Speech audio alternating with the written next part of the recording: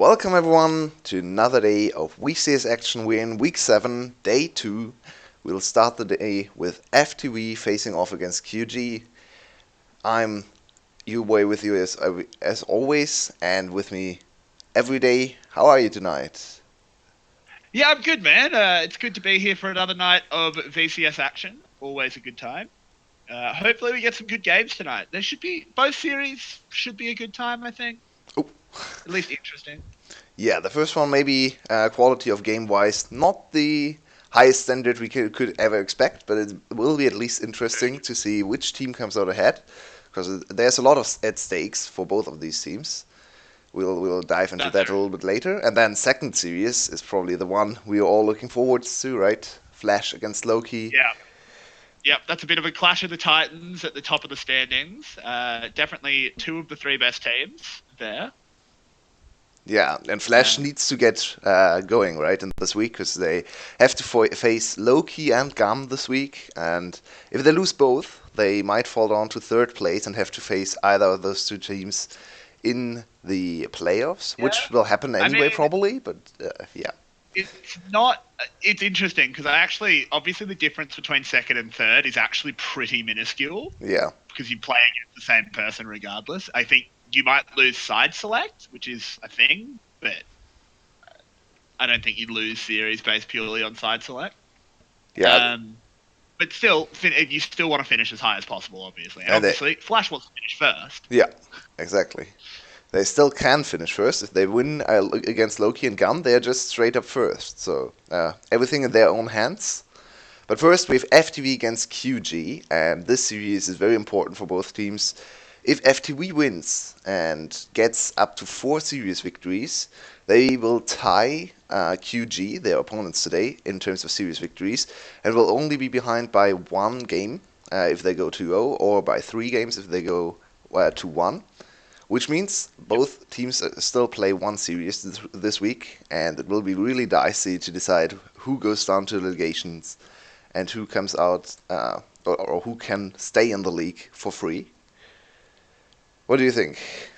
Which team's favorite? Uh, I think it's actually interesting because QTV has been on a massive downward spiral. Yeah, They were actually looking like a pretty solid mid tier team a few weeks ago, but since then they've been really, really quite bad.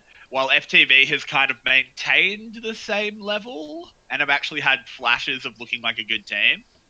So I think it's actually quite hard to call here. I think I still lean towards QTV, but I definitely don't. I think it's a 40-60.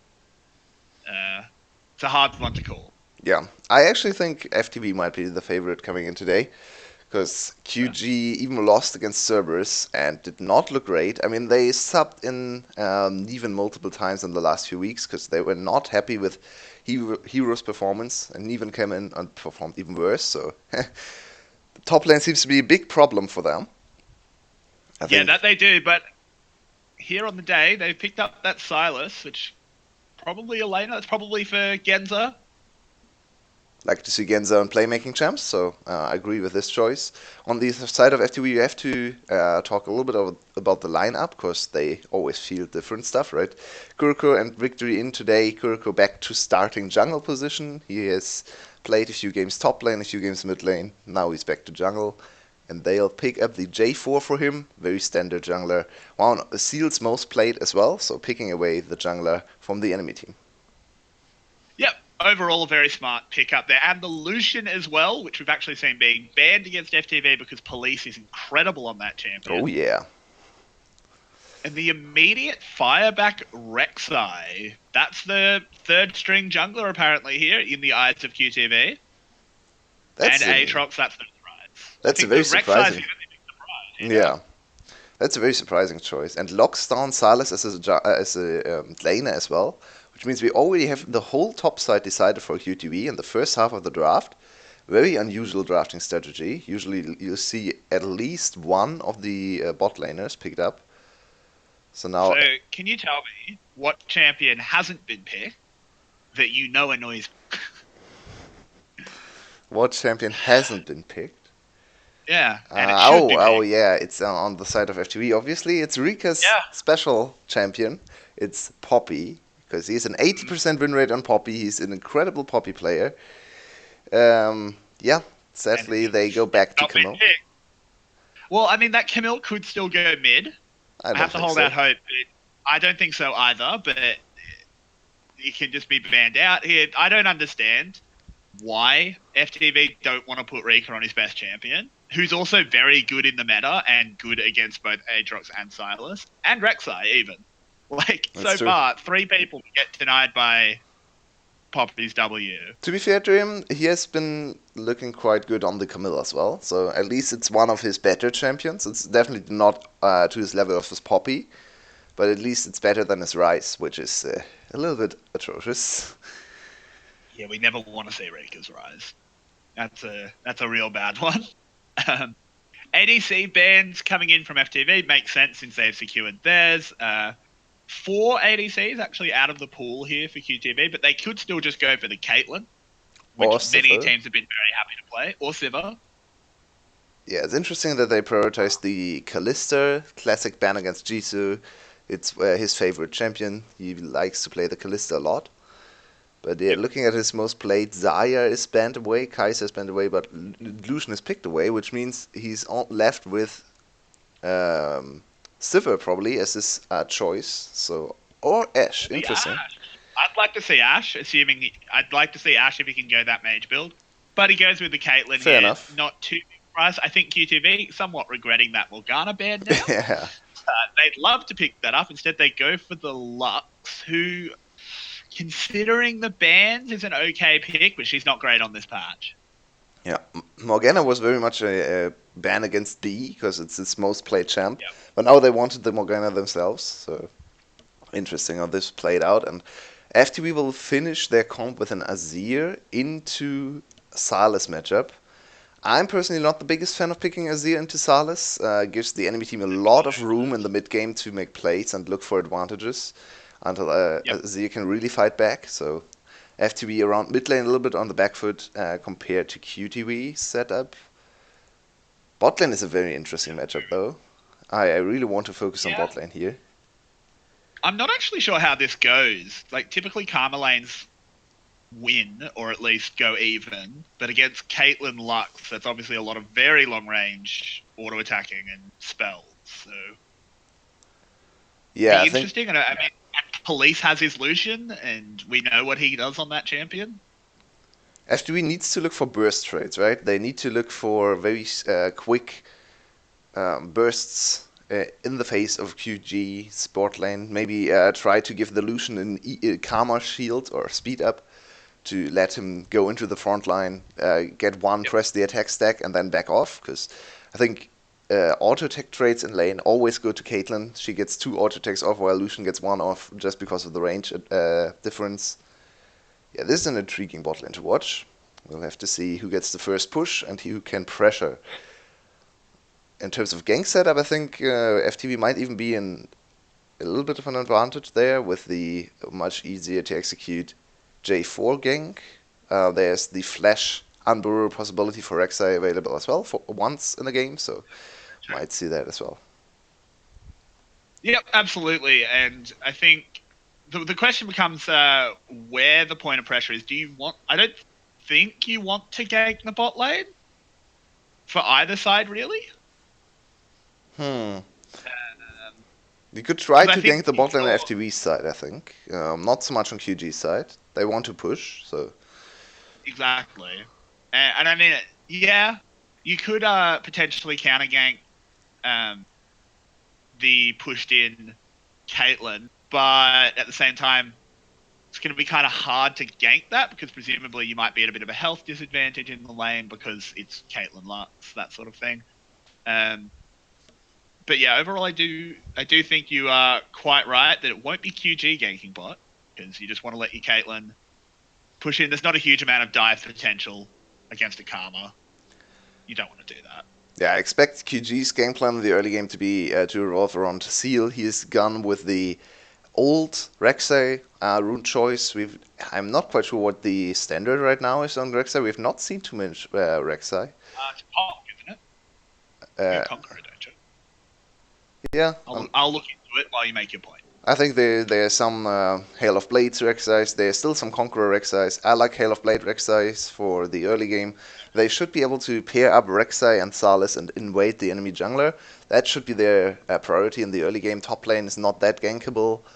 Bot lane, as you said, is not the lane you want to gank, and mid lane it's against the Azir, so not that gankable either. So you should focus on the jungle matchup, try to catch Kuroko and maybe set him behind. Yeah, that's the primary focus on the side of QG.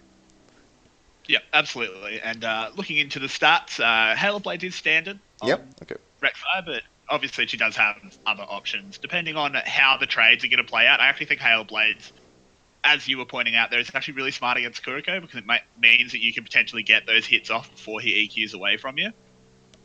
Because Jarvan's not going to stand and fight against a Rek'Sai. That would be a very silly decision to try and 1v1 a Rek'Sai.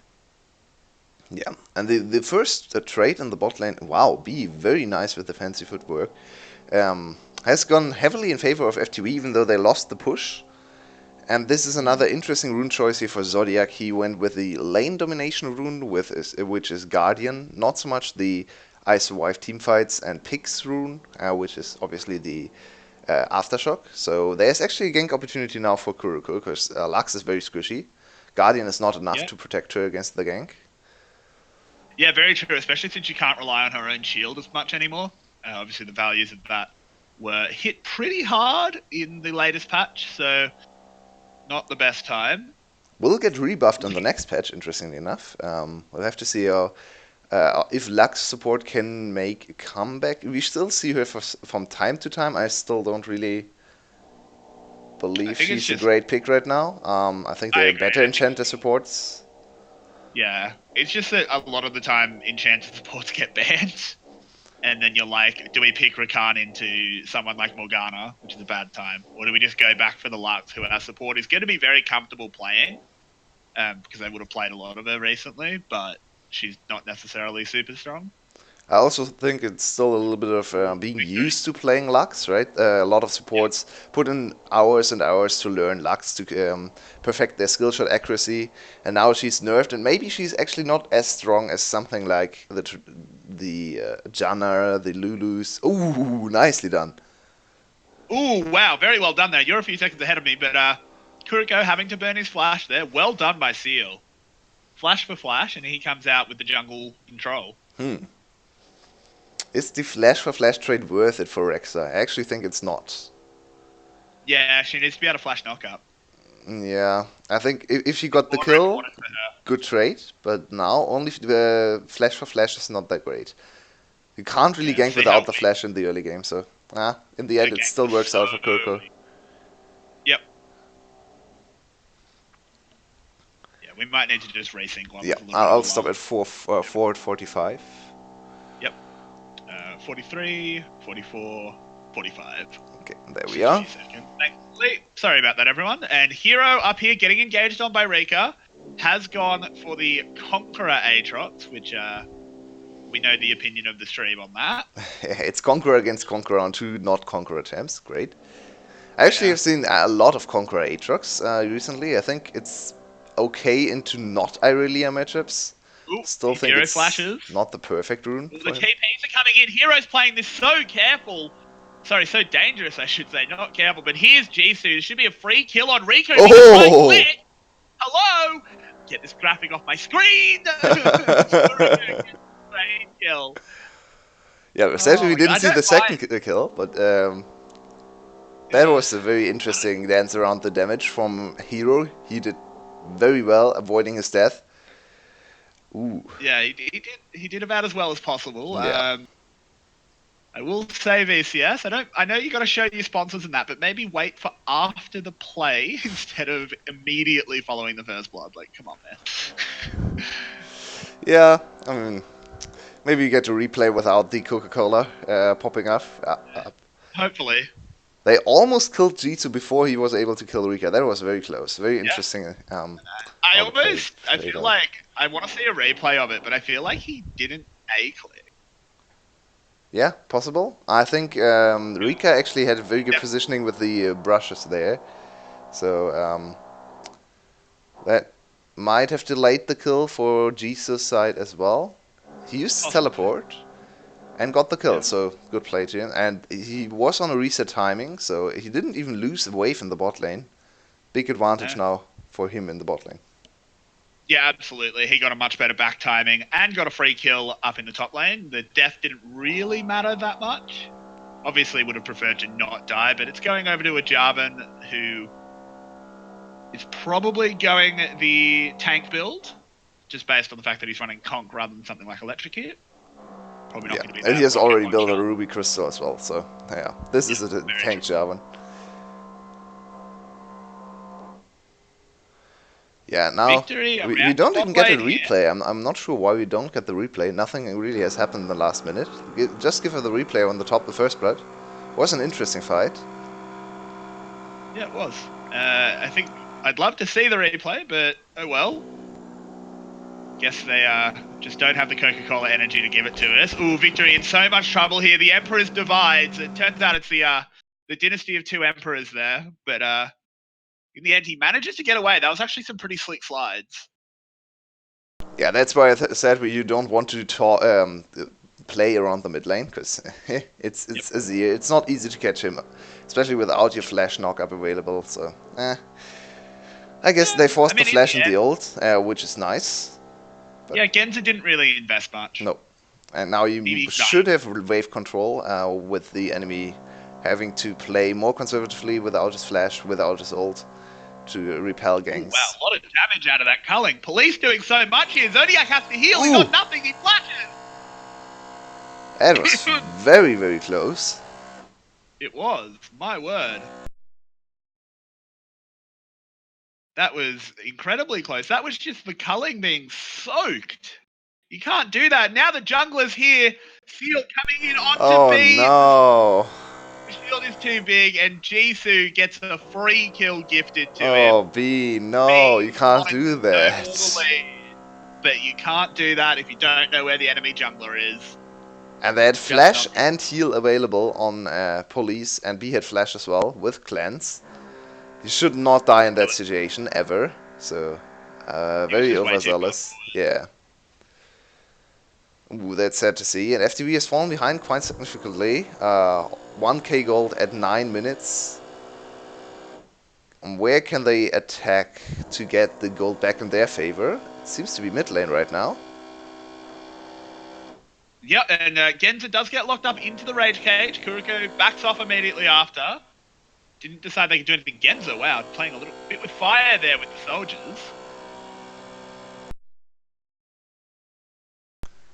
Yeah, and what are we looking at 10 minutes into the game? A little gold lead for QG, big advantage in the bot lane, everything else is still kind of even. Actually a little bit of a farm lead for Kuriko in the jungle. Wow, Rika comes in for the gank on Genza, he's super low. Genza's in some trouble here. What's the hookshot cooldown going to be like? Can he find a dash in time? With Jisoo here, I think Rika needs to turn around, especially with the rest of QG coming in. Exactly. Doesn't find any, and actually loses quite a lot of priority up in the top lane. We see this from Rika a lot, actually. He likes to go for roams in the mid game to help out his mid laner, look for kills, especially on the Camille. That's one of the trends we've been able to observe with him. This time does not find its mark, and he still has to go back to laning against Hero, who's very comfortably pushing up the top lane. No pressure on him. And has now accrued a little bit of a CS advantage. Rika is in time to catch the wave, which should still be behind by something like 6 creeps once he collects all the CS. Oh, it's actually even more. He actually did not catch the wave in time, so he lost a lot of the CS. Unfortunate to see for him. I'm just having to send a message. Alright.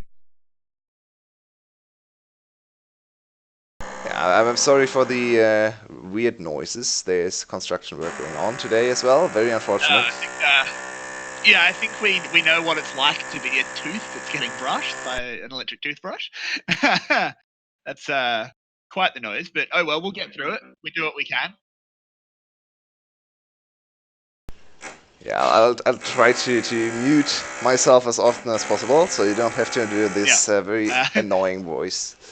Yeah, It's not great. I apologize, but I can't really do anything about it. I hope they're finished in a few minutes.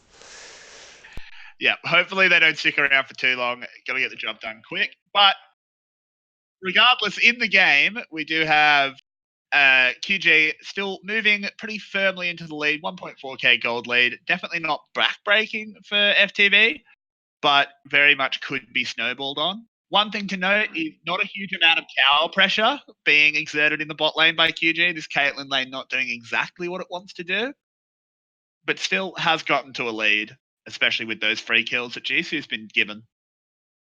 Yeah, it's very strange. We actually have seen many of the VCS bot lanes with Caitlyn not getting too many turret platings. I'm not sure why that's the case. I have to go back and rewatch a lot of the Caitlyn lanes, and if they want to prioritize other things. She has gotten two. Okay, yeah. Seal flashing his way in. Victory doesn't get hit by the Lux ult there. The Empress Divide came out, and Seal just rocket inted there a little bit. Yeah, it's Hero. That looked really. By the way, Hero just died on the top lane as well. I was confused because there were two pictures on the screen. But yeah, Hero just got solo killed by Rika. That's not a great sign for QG. And suddenly the gold is back to almost even again. I hope we get a replay of what happened in the top lane there, because Rika should not be getting solo kills. He gets two platings on top of that. So solo kill 300 gold and two platings, another 320 gold. Wow, look at this again. Wow. That was really well done by Rika, dodging that sweet spot with the ult. Yep. Wow, the last damage tick from the Q was almost 400 damage. I don't think Hero expected to go down to that one.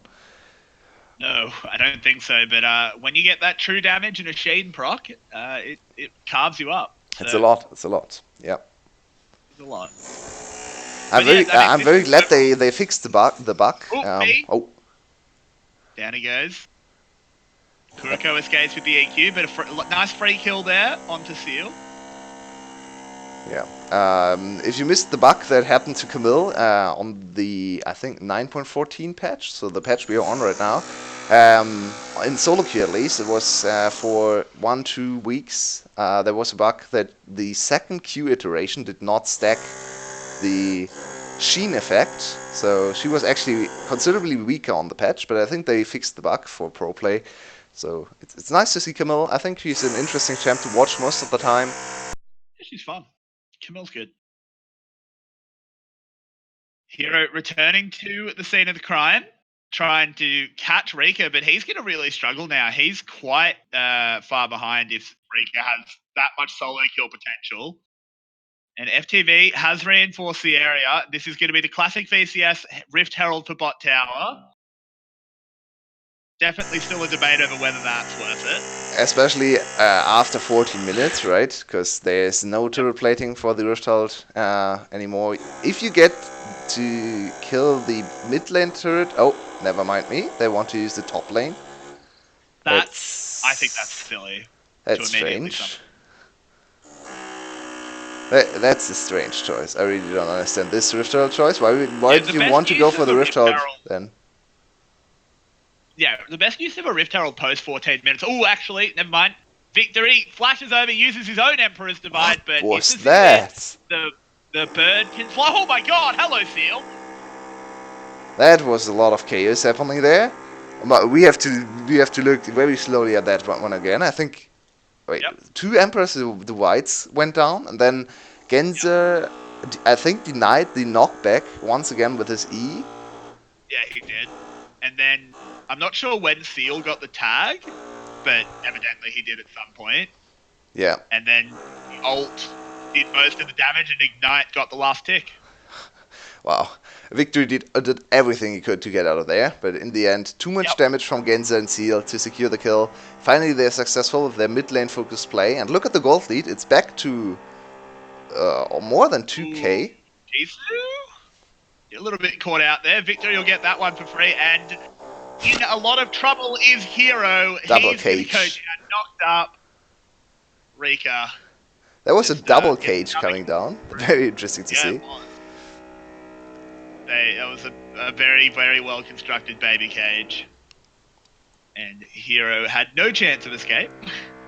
So what happens here? So there's the actual Emperor's Divide.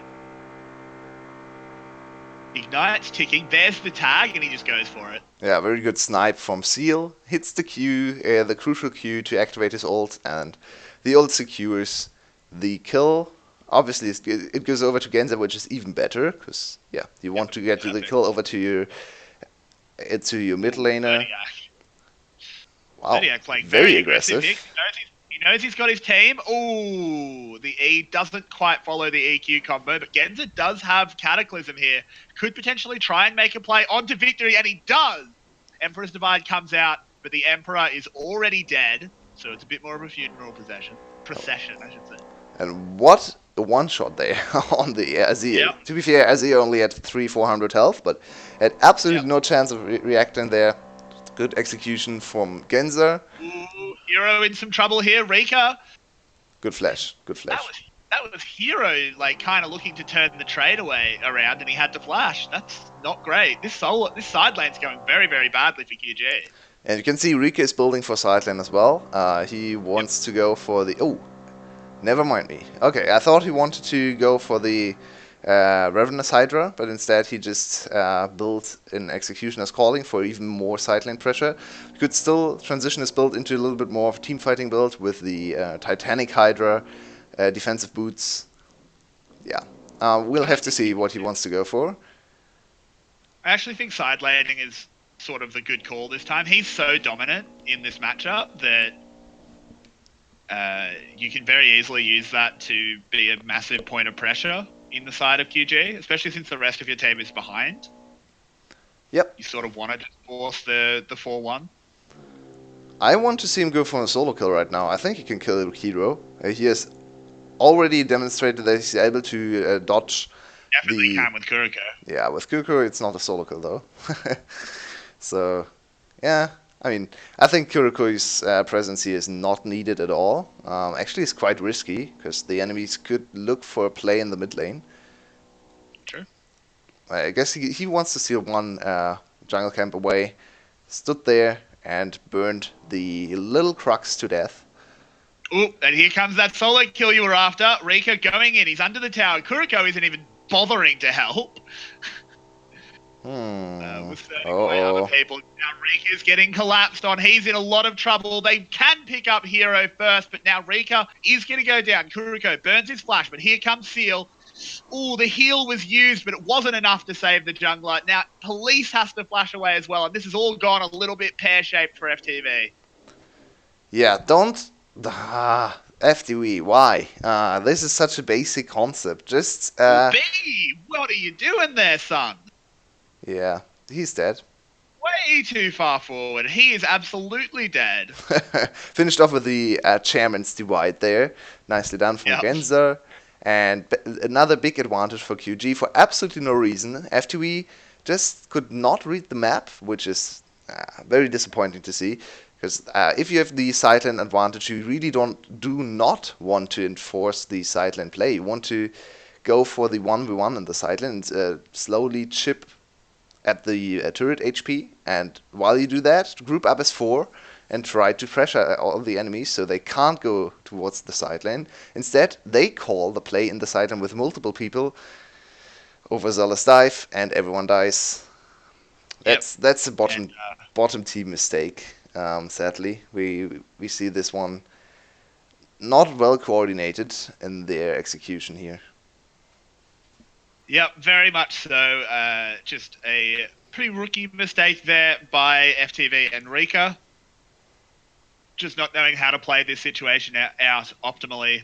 And it costs them. It bites them really badly. This side lane, suddenly Rika's not quite as scary. He did pick up a kill in the fray, so at least he got something, but still. Yeah, he's still far ahead of a Hero, especially in terms of 1v1 pressure. 2 levels up as well. But I don't think it's enough right now. No. If he is not able to kill Hero under turret, Hero can just slowly grind out the side lane and does not really have to care about Rika being ahead, because Rika can't do anything with his lead. He can't really attack the turret against Aatrox, who's just there zoning off. And look at the wave clear as well. Aatrox can kill minion Yep, waves in a Aatrox few seconds. absolutely rips up waves. It's pretty So ridiculous. this is a big problem for FTV. Rika should probably not try to hard push anymore, because hard pushing has not really resulted in anything. As long as he's not able to tower dive hero, I think you should probably try to set up a freeze and deny minions from hero, because he's not gaining anything right now. He's just trading farm with a behind top lane on the other side. That's never a good sign. Yeah. Very, very correct. You don't want to just maintain the lead that you've got. Rika needs to be doing something to grow the lead, because obviously as the game goes on, the lead means less and less. So It's not growing. now he has Ravenous Hydra finished. I'm not sure if that's enough to solo kill hero right now. Looking at the items, it should be enough. I'm a little confused. He's not able to kill him right now. I think looking at the items, he should be able to solo kill him. It comes down to play as Yeah. well. If you're getting hit by the Aatrox sweet spots, like not only are you losing DPS time because you're knocked up, he heals on that because they're low. It's true, yeah. I mean, he has already built the Executioner's Calling, but even with a 40% heal reduction, Aatrox healing is still obnoxious. Yeah. It's not like you deny all the healing, right? The 70%, or he's at level 13, so it's 55% healing.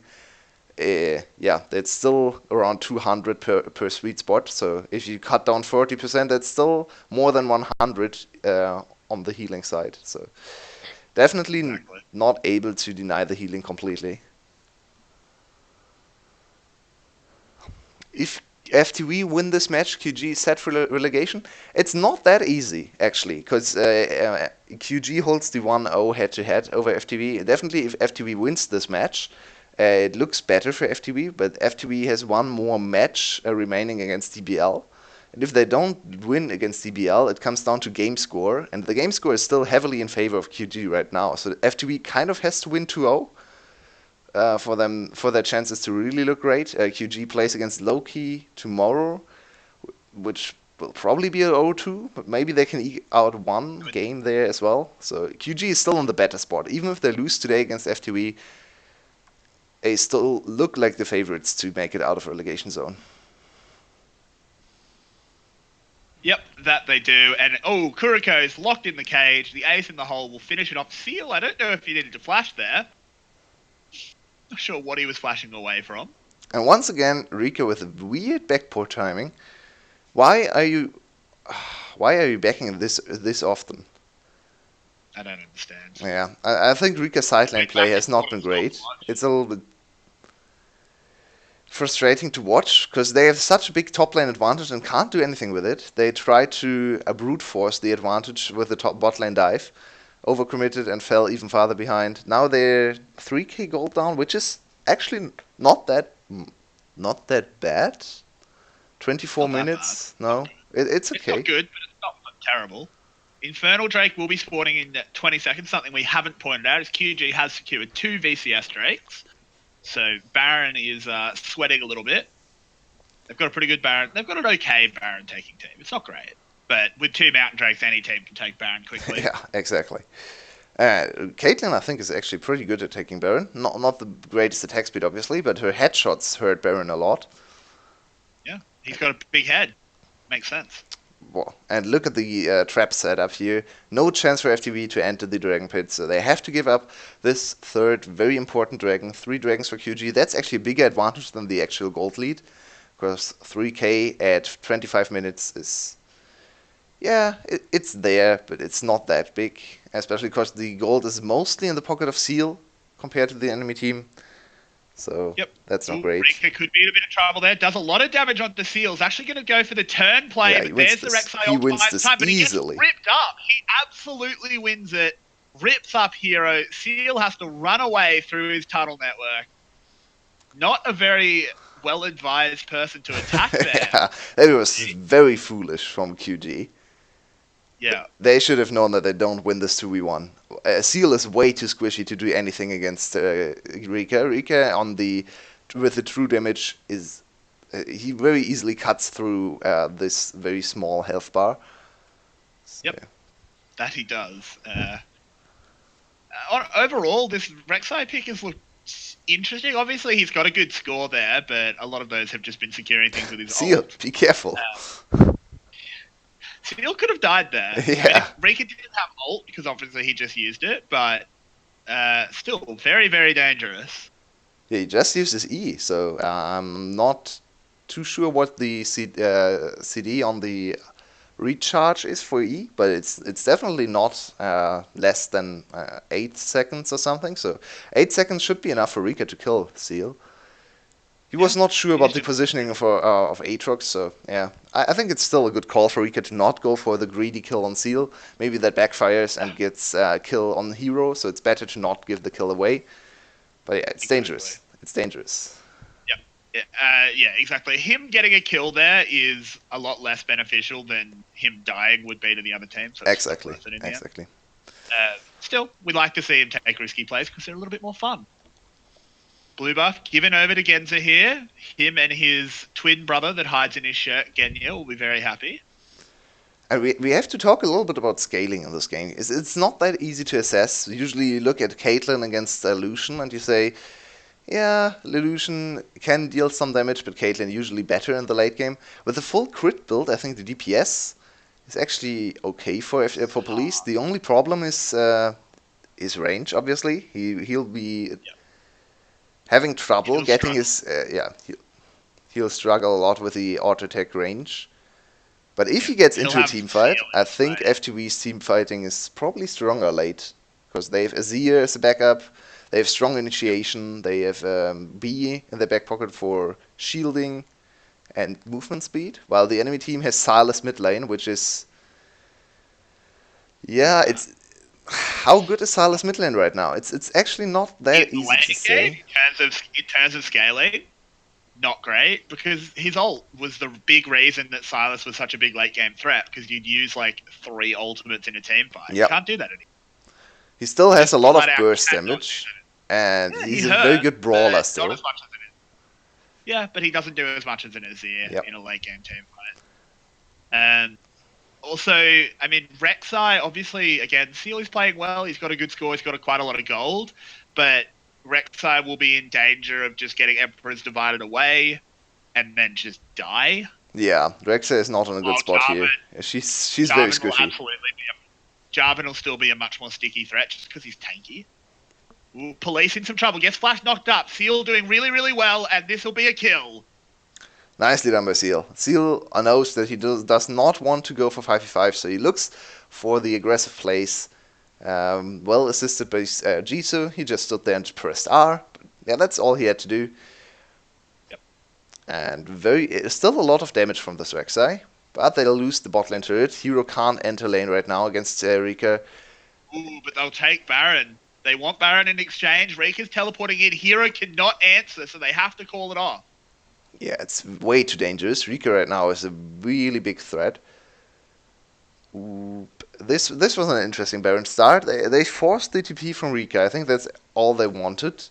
And yeah, now Rika has to be more careful around playing around side lane. Maybe he has to go to top lane now to be in closer proximity to Baron. So that's already success for QG, forcing him to go top lane. And top lane is easier to collapse, right? Because it's closer to Baron. So even if you invest 3-4 people into top lane and the enemy starts the Baron, you'll probably be in time, especially because FTV has not secured any Mountain Drakes. Yep. Very, very true. Next Victory here. Has a look. Yeah, this is another Infernal. This is a lot of stats if QG picked this one up. Victory? What are you doing? Victory, he's just bluffing that he's got a team behind him. He doesn't though, and QG should be realizing that and maybe trying to collapse on him, but Police will create the cordon. Police, you can't eat those traps. Wow. That's half his health gone to a headshot. Yeah, he got punished very heavily for that one. Stepped into trap, instantly half HP. Yeah, that's not a great call from Police to go into the trap there. But see, it really is. QG still has the advantage over the positioning, should be able to secure the second Infernal Drake. FTV looks for collapse. Yeah, there it is. He gets caught in the Cataclysm there. He goes into the stopwatch, and he isn't going down. Down goes Rika at first. That's a big threat already removed. Kuriko down as well. FTV needs to run away. QG looks like they're going to run straight up river and contend with Baron. Oh no, FTV once again has thrown away Stopwatch. the game with a very... Stopwatch saved QG. Yeah, and look at Rika's items. He's not built for teamfighting. We talked about his itemization early on in this game, and we were keen to see him built for side laning. And now, yeah, I mean, he is built for side laning and still wanted to teamfight. He got very much punished for that one. Instantly blown up. Yep. Exactly. Kuriko did as much as he could. He put a lot of pressure onto Jisoo, forced the instant stopwatch, but the rest of the team just couldn't do anything. And in the end, they got pretty badly cleaned up there. The Emperor's Divide wasn't even used. And it's interesting that the gold lead seems to not grow at all for QG. Even though they secured another teamfight victory, another dragon, and the Baron, it's still only sitting at roughly 5k gold. It's a good I think lead. Because since the last time we checked, Rika picked up 2 towers in the bot lane, and they got the lane tower, so there was a lot of standing gold picked up. In terms of actual power, QG is very far ahead. Yeah, especially with the 2 Infernal Drakes now in their back pocket. Yep. That's a lot of additional stats, especially for Sylas. That can be a very important thing they secured, because Sylas will struggle in the late game to have enough burst damage to kill the backline. With the 17%, I think it is, extra stats from the 2 Infernal Drakes, that's probably delayed in terms of when he gets outscaled in the backline. So yeah, I mean, I think the outscale point is not soon, because a lot of the gold on FTV is on Rika, who's not a huge scaling threat. I mean, Camille doesn't scale badly, but she's not particularly terrifying in the late game. Victory only has 1 kill. I think actually the scaling might not matter in this game. Because I agree. Looking at the items, it's 100% crit for Caitlyn with 2 Infernal Drakes. So even if the enemy's backline, especially the mid lane for Victory, outscales the Genza on the Sylas, Caitlyn probably has enough damage to deal with both backliners on FTV side. So we might have to readjust our scaling point from earlier, because I think QG right now definitely stronger in teamfights, especially with Rika's build. They'll probably hold the teamfight advantage for the rest of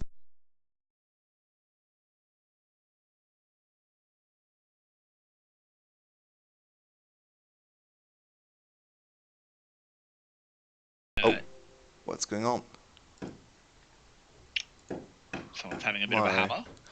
My stream seems to be disconnected again. Oh. My God, what's going on? Yep, it does look like the stream died. Are we back? I think we're back, right? Hello? Yep, I think we're back. I can see the stream moving again. My God, today is not a good day. I'm very sorry. For some reason, OBS just decided to not continue streaming anymore. So, welcome back. Nothing really happened in the last minute, so you didn't really you didn't miss anything. Once again, apologies. Don't really know what was going on. So now you only have to listen to a little bit of hammering outside. So that's not great either. Which should be done in the second game. I'm really sorry. Today is not a great day to stream, apparently. It really, really isn't. Ooh, Jisoo gets massively caught out there, gets destroyed.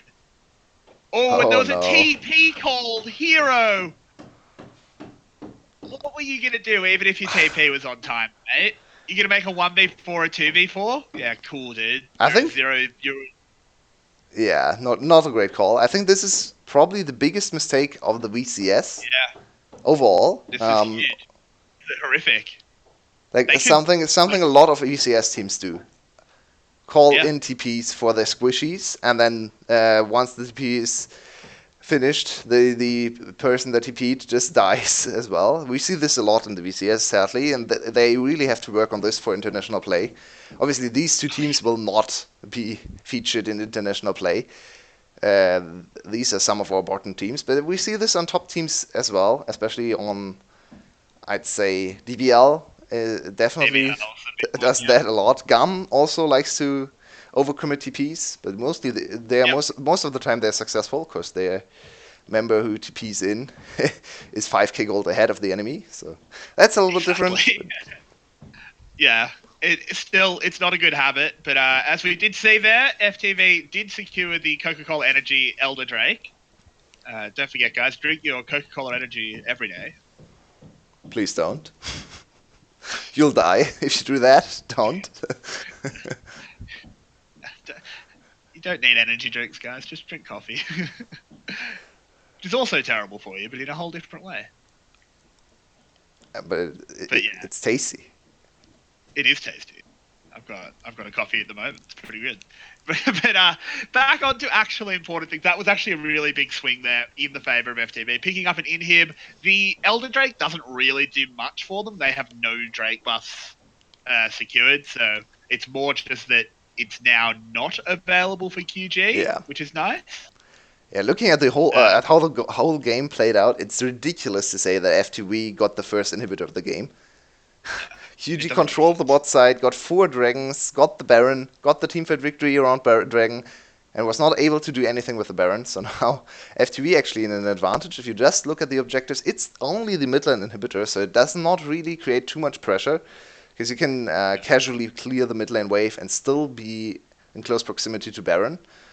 So this is only the first step for FTV. They might be able to look for a teamfight right now. It's still 45% true damage, not percent, that would be insane. 45 flat true damage burn, which is, I mean, 45% true damage. yeah, Jesus. yeah. Everyone is Camille now. Everyone can be Camille. Nice. Yeah, on every attack as well. Oh my Jeez. god. Yeah, luckily that's not the case.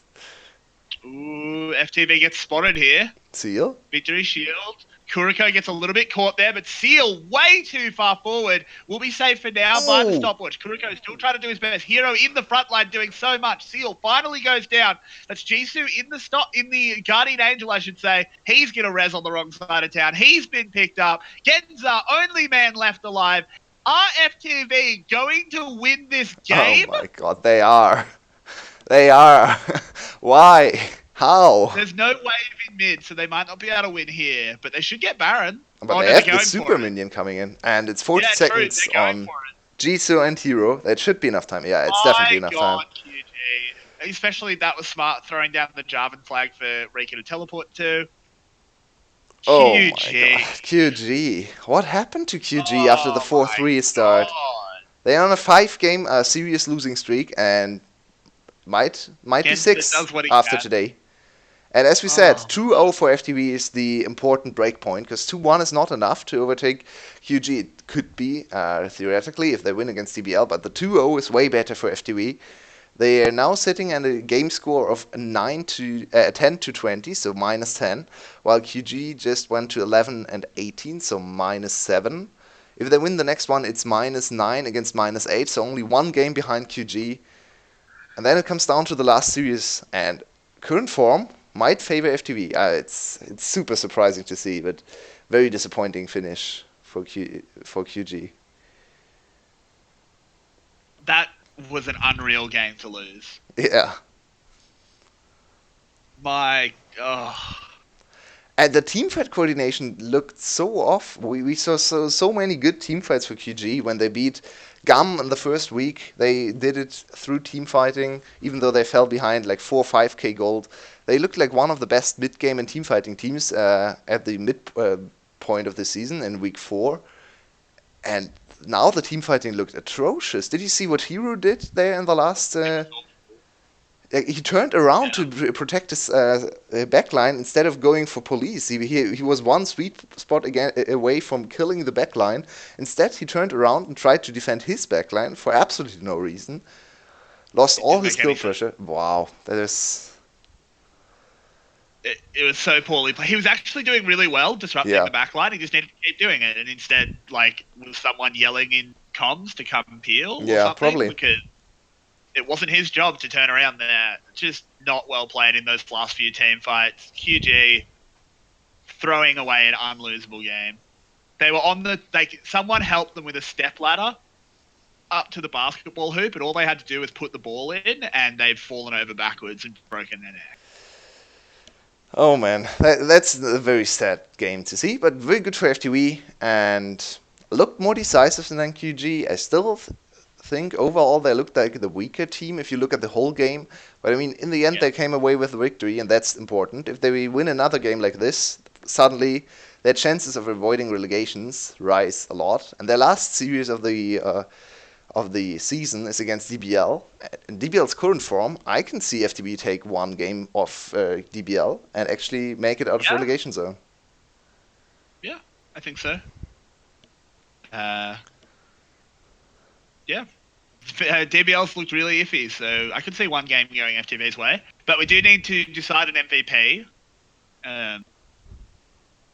Personally, I think I want to give the MVP just to the whole of QG for they really got FTV across the line there. That's very true. I think. But looking at the it's probably Rika. Yeah, Game. I think it's probably Rika, right? Because he had the best individual performance, even though he had the one team fight around Dragon where he just threw away his lead and tried to team fight with full aggressive items, what was very ill-advised. He turned it around on the next few team fights. You could also give it over to either Azir or Lucian just for team fight damage. Yeah. But yeah. I just think overall, I think it's Rika had the best whole game. Locking down his third MVP on our stream, and considering we criticize him a lot, that's nice. Nice to see him win some games, and I think his Camille is one of the picks we can be happy with. Not so bad. Yeah, I agree. It's not on the level of his Poppy, but I think his Camille has looked quite good, especially against not so great top laners. Sad to say that about Hero, who was one of our frontrunners for top lane MVP in week 5 and week 4, I should say. He was our player of the week, and since then, what happened to him? I'm so confused. He looks so different. He loses lane, he gets caught, does not go for big important plays anymore. It's the downfall of top laners is a mystery of the VCS. First Razor, now Hero. I'm not sure what they did to them. It doesn't really make much sense, but we'll have to see if Hero can live up to his name and be the hero QG needs in Game 2 in about 4.5 minutes. Yep.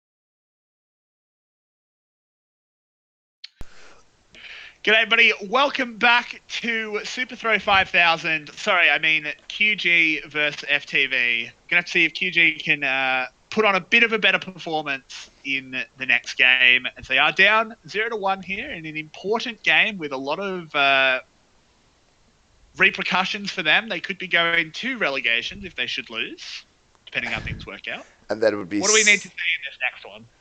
Man, going to relegations after a 4-3 start as a new team with everything ahead of you, they thought they could fight for players. Instead, they are now fighting against relegation. And this is a super important game. This is even more important than the first game because, as I said, the 2-0 is where FTV really comes close to knocking away the spot from QG. 2-1 is not enough for FTV. If they win 2-1, they have to win against DBL, which is not too likely. I mean, could happen. DBL has not looked like a great team in the last few weeks.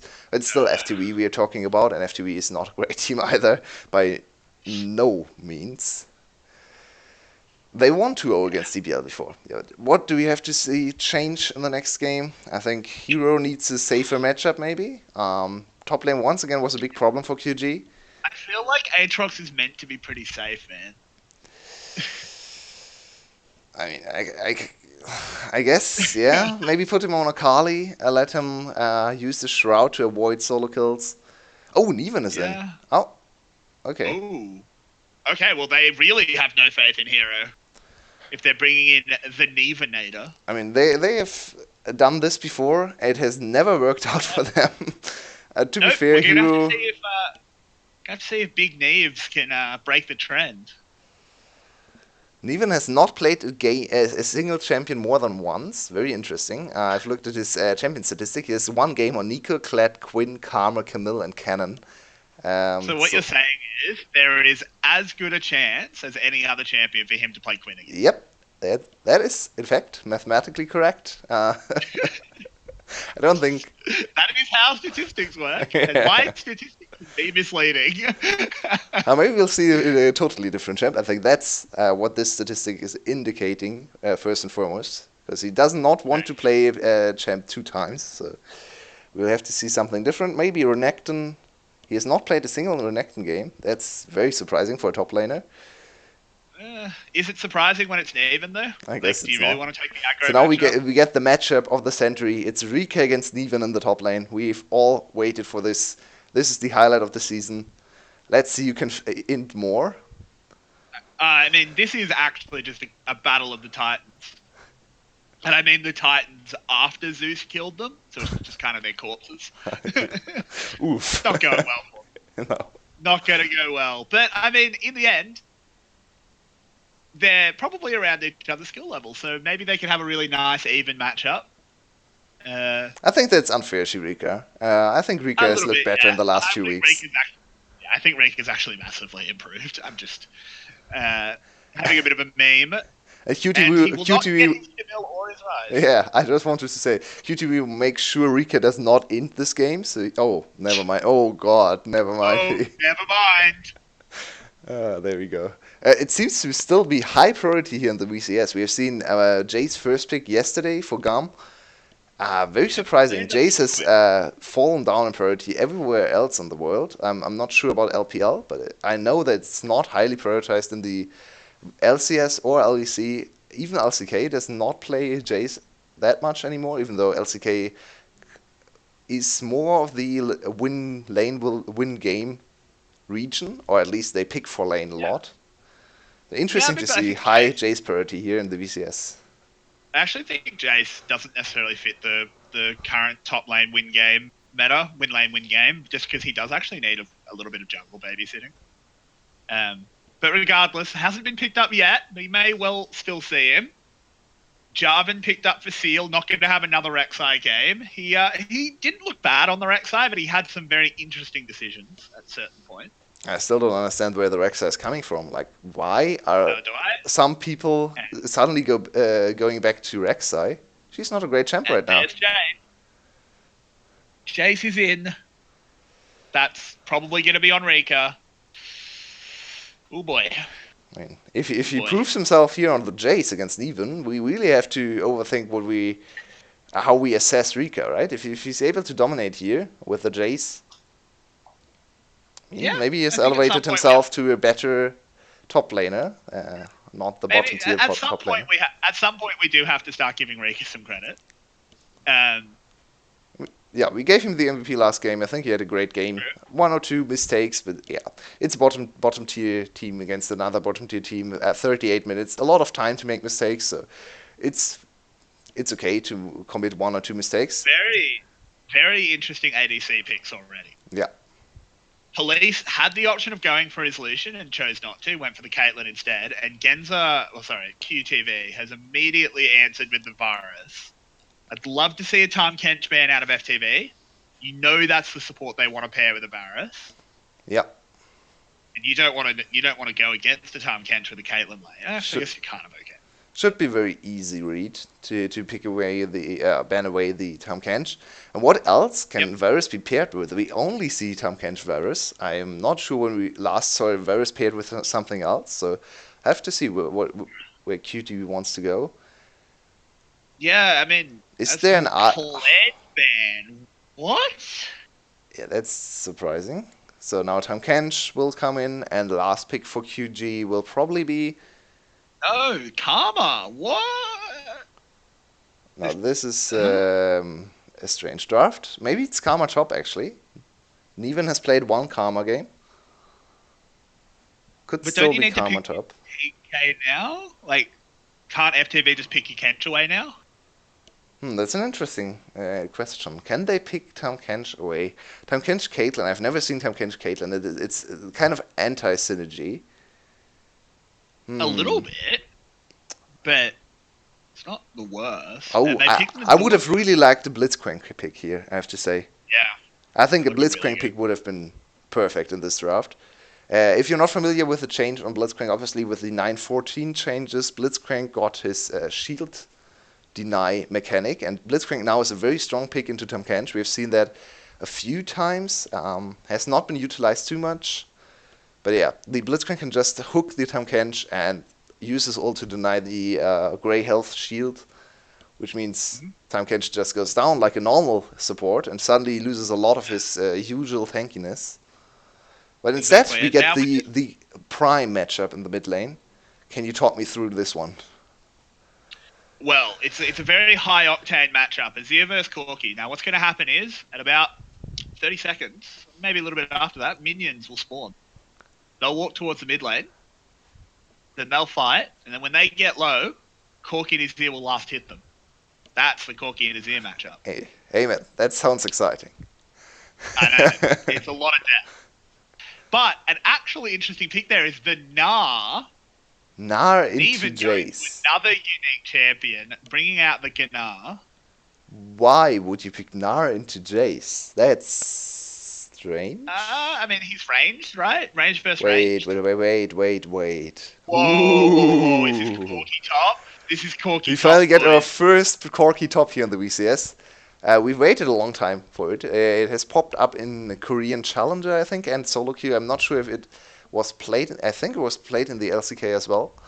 But yeah, no Corki top so far in the VCS, and we finally get to see this one. Ooh, this is exciting. This is very interesting. And no Azir Corki mid lane matchup. Yeah, that's great. That's probably the best part. Yeah. But this is now really interesting because their engage is a little bit strange. Because Kuriko and B will be wanting to go in, but they don't really have any backup. Yeah.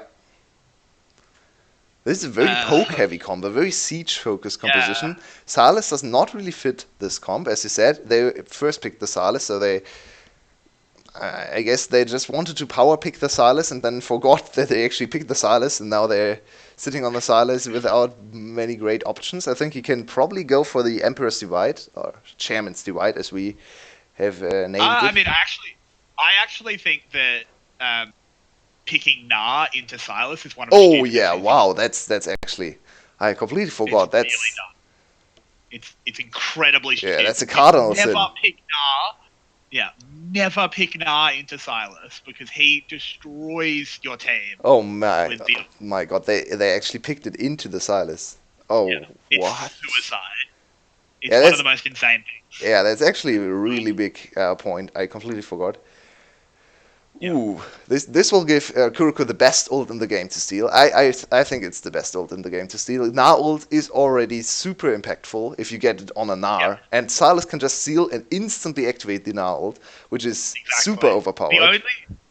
The only reason Na's ult is balanced is because he only has access to it when he's in Mega Gnar. Exactly. If he could use his ult at any time, Na would be one of the most busted champions in the game. I think there are only Silas two ults that come close.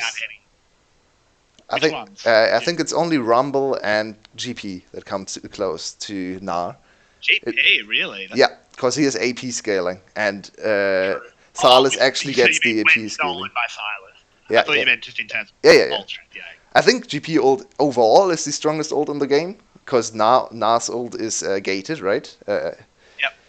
I think overall GP's ult by far the strongest ult in the game, but GP actually does not make use of the AP. Yeah. Exactly. Of course. If you ever get GP in the Aram, go full AP and look at the ult damage. It's there's even a song. There's even a song about it. This? Go on YouTube and search. Yeah, I mean, it's just a fan song, but if you look up what would APGP do. Oh, I think I know that one. Okay. It's really old. It's actually talking about old gameplay. Yeah, nice. I mean, the ult didn't change too much. It got even stronger. Yeah. It's just better now. Do you remember back when it was random? It was random? Way back in the day. GP ult. You know how at the moment, oh yeah, you're right. Oh god, that was so dumb. Randomly, you could stand on 10 health in a gangplank ult and just not die. Oh god, that was so dumb. It was so frustrating if you were the gangplank player. Gangplank was such a weird champion. It really was. I mean, I still think he's got some of the, like, when you think about and say what he does out loud, it's still sometimes the funniest things. Like, you get pulled to the realm of death by the Lord of the Underworld. You eat some oranges and you're fine. But sadly, GP's not in this game, so it's a little bit off topic. But still, up in the top lane, we see this Corki having a pretty good time so far, pushing Neven into the tower. Yeah, I'm not sure I agree with QG not swapping lanes. Because I think you should have probably just allocated the lanes differently, especially looking at Corki's rune choice, but now Seal is in a lot of trouble. Well, he actually gets out of there. Ooh, flash from Jisoo over the interesting. I had a mouthful of coffee. Yeah, there's a lot happening right now. No problem. No kill went down, so we didn't need the hype. Really bad timing here, but it looks like the dive coming in. Victories wants to set this up. Can try and land an EQ into the REQ. Kuroko here as well, but Kuroko can't really tank the tower. B will do that. Zodiac locked up, dead. Please, dear God, VCS production. Police will be going down there as well. Victory in the backline, desperately trying to get Seal, and he does. 2 for 2 over. No, 3 for 2. I tell a lie. QG coming out on top. FTV, please stop with dives. Please just... Coach needs to come in after this game if you go into the third one and say, never dive. Whatever you do, never dive a turret. You can't dive. The coordination is so off for FTV in the dives. The initial play, I think, was okay, but just back off after the 1-for-1 trade. Don't try to extend the dive. It's... man. Another basic mistake. They were trying to back off. I'm not sure they really had much of a choice. Hopefully we should get this one without any graphics. So B walks up and locks Zodiac down, and he just instantly dies. Yeah, this was well played from B. Can they back out safely? Oh, okay, never mind, because in the mid lane, Victory's dead. Kuroko is caught. B has left him to his fate. Rika being zoned out here by Neven. Wait, Rika wins this one. Oh, okay. Yeah, but not in time. No. Neven just had to zone him away. And now look at the gold lead, 1.5k once again at 5 minutes. So QG off to a great start, like they were in the last game. If everything goes like it did last game, FTV still wins with the Baron, with team fights at 37 minutes. So let's see if QG can do something differently in this game.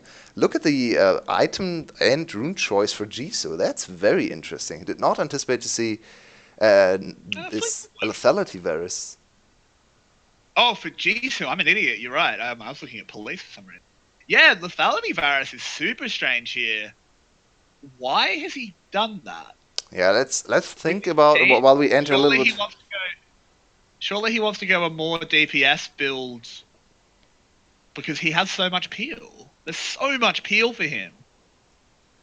It's very strange looking at FTV's composition because this is a poke comp and he builds poke into a poke comp. That's not really what you want to do. Not sure how I feel about this. It's obviously an earlier power spike. You spike very hard on one item and even harder on two items with this one, and combined with the pokes slash DPS from Genza, it's a very strong mid game setup. Yep. But Victory just wanders down bot to throw an EQ, but I think I don't agree with this choice. I have to say their team fighting looks very strong. You have Nar and J4 engage. You have Zodiac to speed up the backline to catch up to your divers. Going full team fight would have been the better choice in my opinion. Don't really understand why lethality is the call. You have to see what he can do. Chat thinks it's about breaking wave clear, but I don't think you have to break wave clear. You just kill them. I mean, you have Azir also. Baron. Yeah, but you just go to Baron and say, "There's no waves to clear here, friend.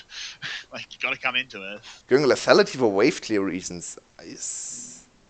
Why didn't you just play Sivir then? If you want to have wave clear, they could have just picked Sivir. Just would have done better. Doesn't really make sense. And also, I'm not sure lethality Varus can even one shot. With a WQ it can. With a WQ it can. It can? Sure. Okay. Yeah, I mean. I'm almost certain. Does a lot of damage. It is a bit better wave clear, but I'm not sure I agree with going wave clear. This only for wave clear reasons. Sounds a little bit strange to me, especially because you have built such a strong teamfight composition that it should be able to just force teamfights and run over the poke composition. Challenging poke with poke and wave clear is weird call. We have to see what Jisoo does. Oh, Victory caught out here. He's in the rage cage. Genza wants this kill and he'll get it.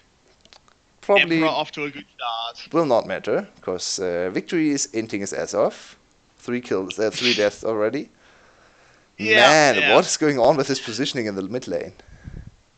I'm not sure. I mean, he was on his side of the lane, but definitely didn't have much of a chance. Just got Shurima shuffled into the Cataclysm. It's true. He couldn't really do a whole lot.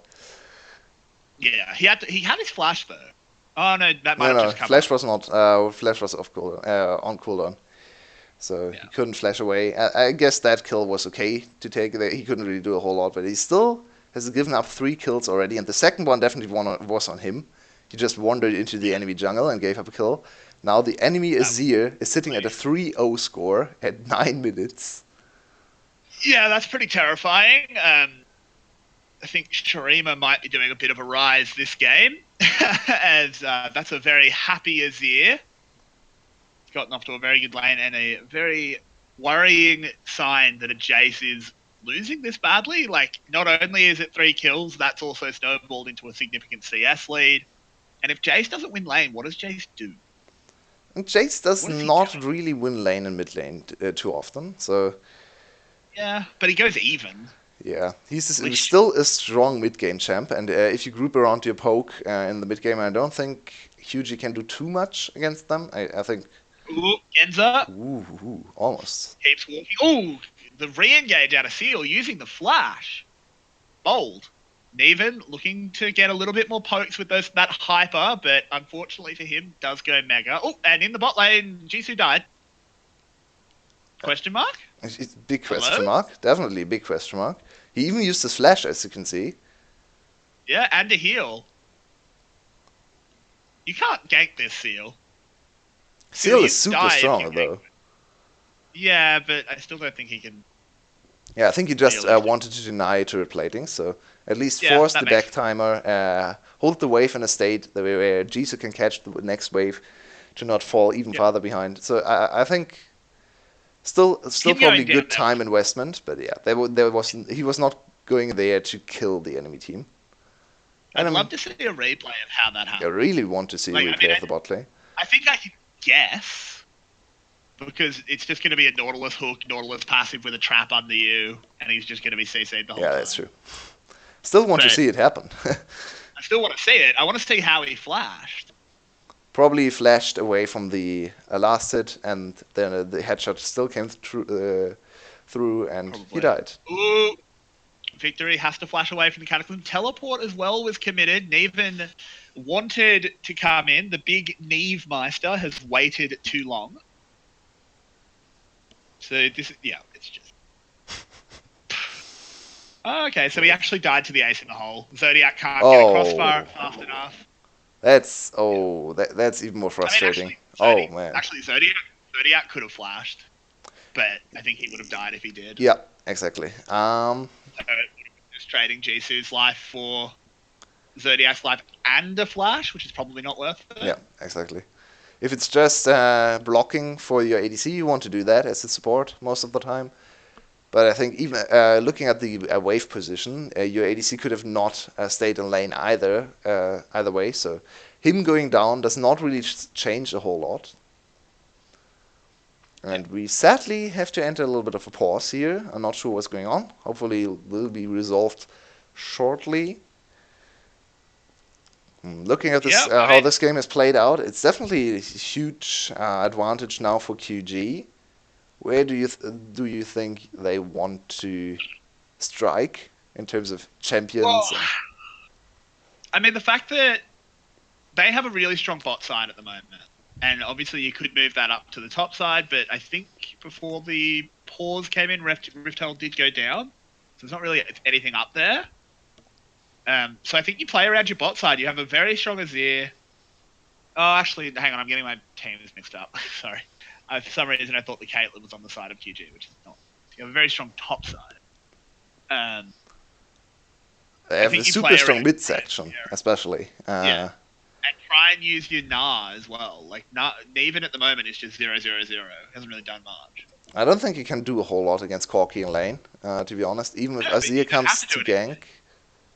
You don't have to do it in lane. Do invade. Yeah, that's fair. I think the first big power spike will come in when the Varus has finished his first lethality item and the first attack speed item is there for Azir, which should not take too much time because he has 3 kills and 3 assists, so he's heavily accelerated. So they should definitely focus on dragons right now. They are already working on the first dragon, as we saw when we entered the pause. So probably stacking up dragons is a good call for QG. They have to hope for a good dragon roll. I think if they get 2 mountain drakes, they can probably 2-man Baron later on with Azir and the J4. So that's a very good avenue to victory. We have to see what they want to do. Yep, and while this pause plays out, I don't think there's a huge amount else to talk about, unless you can think of anything, until the game starts rolling again. We do have a little bit of potential trivia. Oh yeah, let's go. So, as you've mentioned, Yuumi has incredibly low movement speed, right? Yeah. 330 base movement speed. She is the 3rd lowest in the game. Who is lower? Xayah, I know that. No, it's not Xayah. No?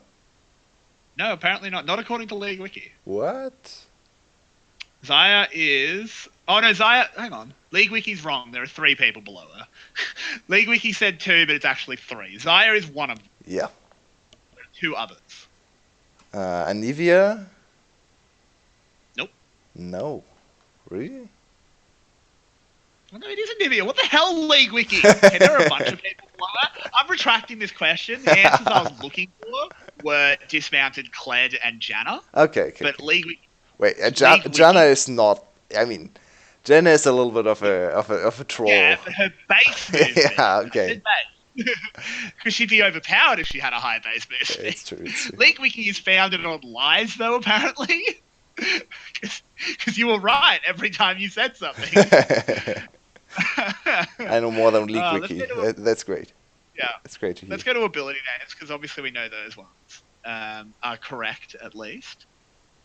So we mentioned Blitzcrank earlier in the Champ Select. What's his W called? Oh god. Some charge thingy. Electric I don't think charge? that's No? No.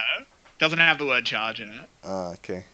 No, I have no idea. I don't play Blitzcrank. I hate Blitzcrank. Yep. Chat gets it right. It's Overdrive. Overdrive. Interesting. Okay. And then we'll go immediately to the reverse of that game, where I name an ability, and you tell me which champion it belongs to. That one is easier.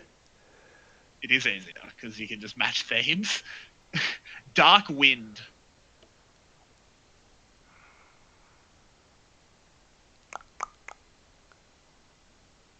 I've heard this one before.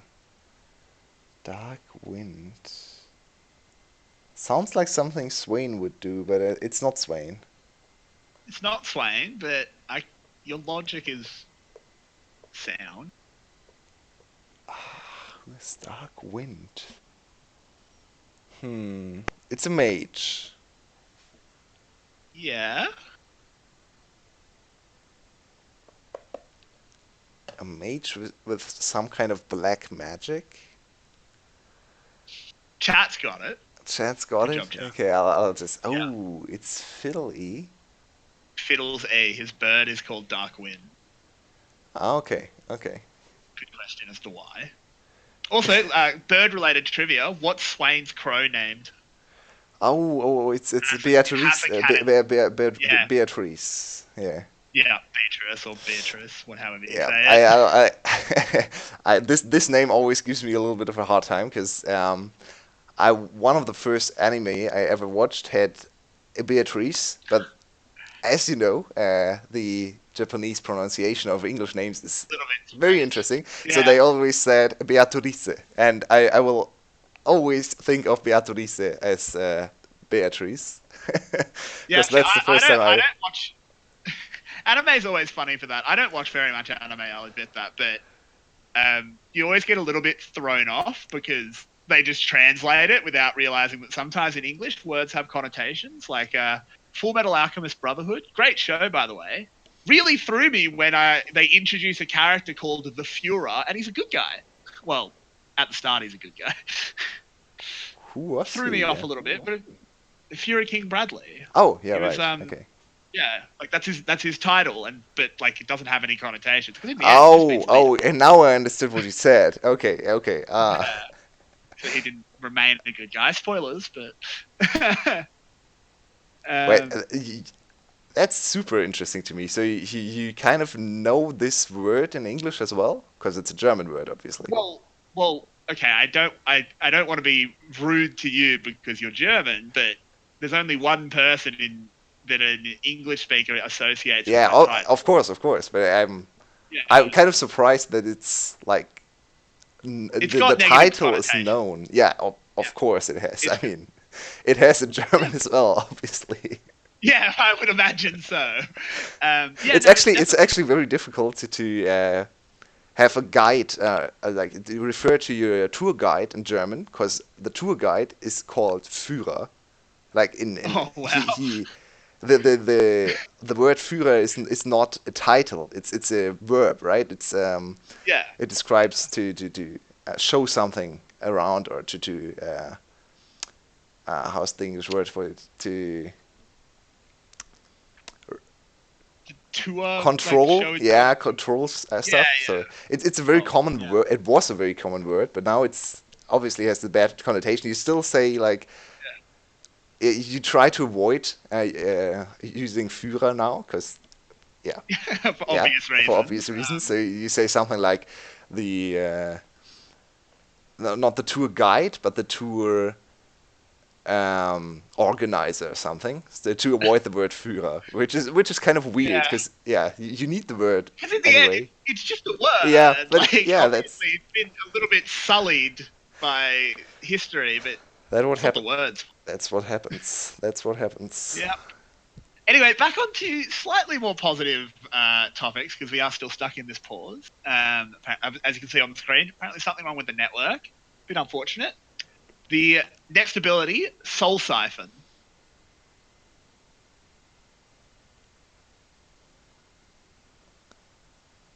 I know that Siphon of Power is something from Victor, but no? Probably, but Soul not what I'm looking Siphon. for. It's Soul Siphon. It's not Victor.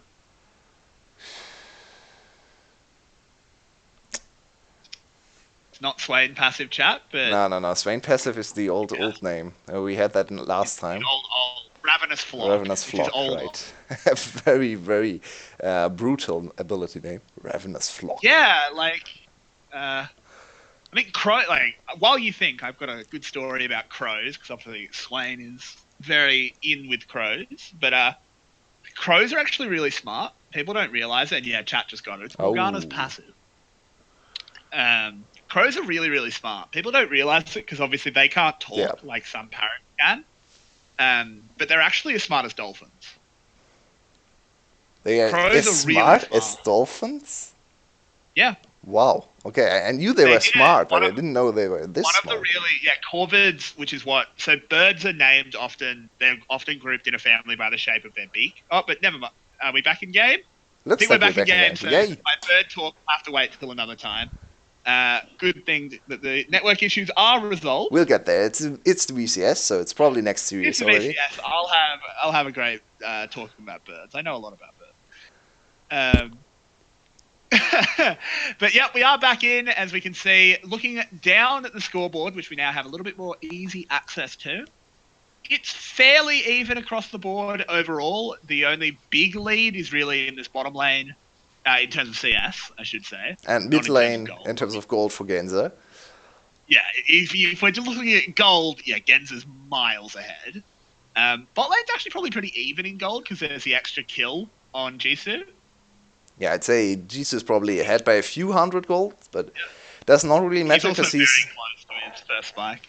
And it's a very interesting bot lane matchup because they rely on different items most of the time. In the bot lane with the crit ADC meta, we see big lead for one of the crit ADCs if they get a kill. But this is a very different item path, so the lead actually does not matter too much. Yep. In terms of no item parity, and we can go back to bird talk, I think. As,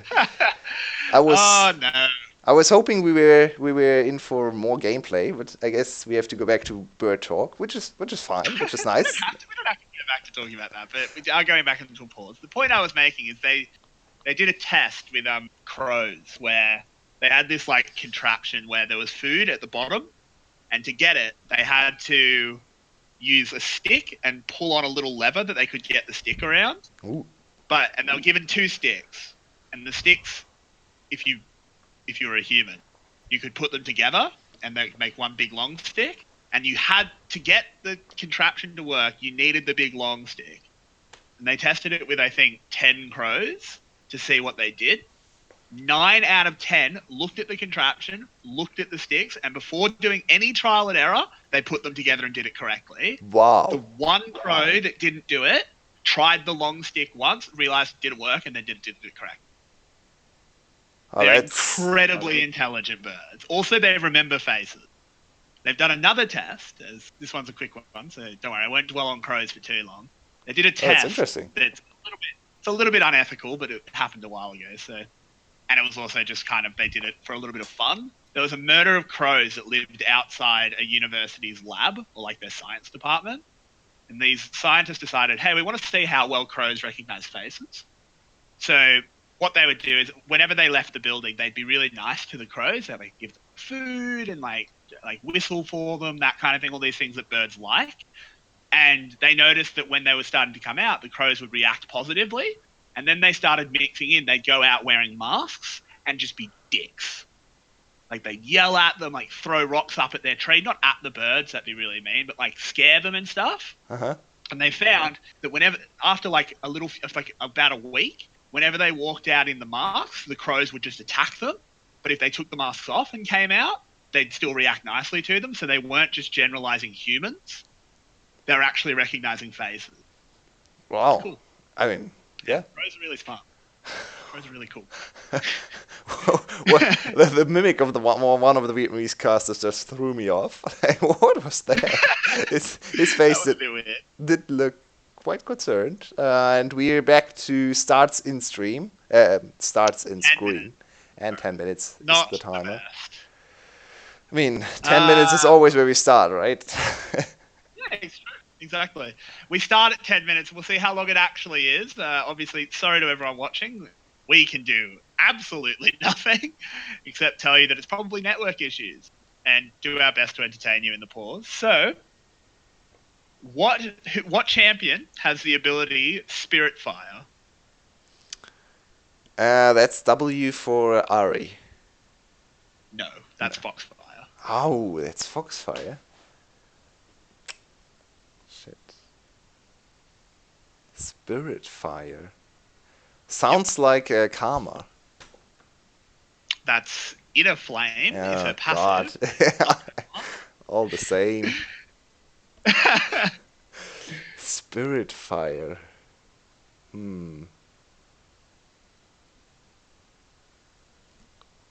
Is it a fiery ability? Like, does it look like flames when it? No. Okay. Depends. I mean, in the character's base skin, the answer is. I think he has one skin where it actually. Yeah. Okay. But it's not a brand on an Annie. No, it's not brand. Or Annie. Spirit.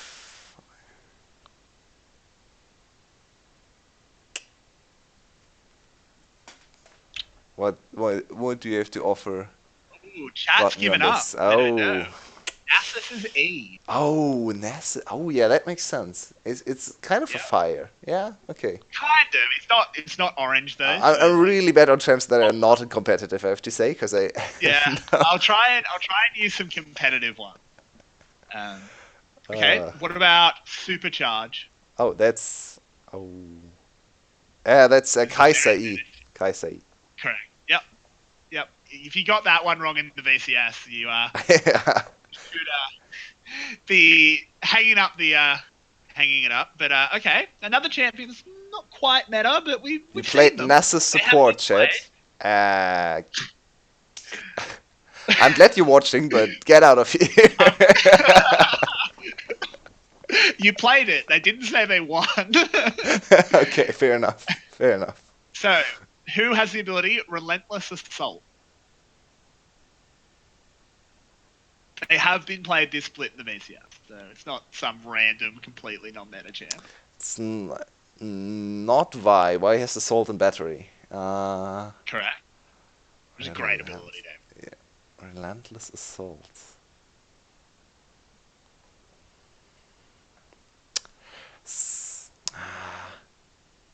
Sounds. It's either an assassin or a diver. Yeah. Relentless Assault. Not Lucian Dash. No, that's. I think that's Relentless, isn't it? That's Relentless something, but not Assault. Yeah. Relentless Pursue. That's Relentless Pursue, right? Yep, it is. But that is not Lucian. It's Relentless Assault. Relentless Assault. That's even more brutal. Give you a hint. It's a champion Rika has played. I think. Okay. I thought about Camille, but it can't really be Camille. No, it can't be Camille. Relentless Assault. It's not Jax. Isn't it? It is Jax? It is passive. Well, okay, come on. Jack's passive name. Oh my god. I never said it was easy. I just said it existed. Oh, I've never heard someone say it out loud. Relentless I didn't Assault. know what it was called, to be fair. I had no idea what it was called. I know what Why is it called Relentless Assault?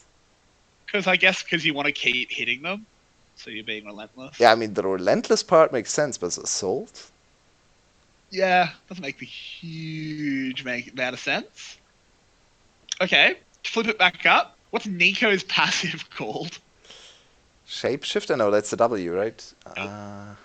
Yep, Shape Splitter is her W. Shape Splitter. Yeah, but her passive, I never would have gotten this for the record.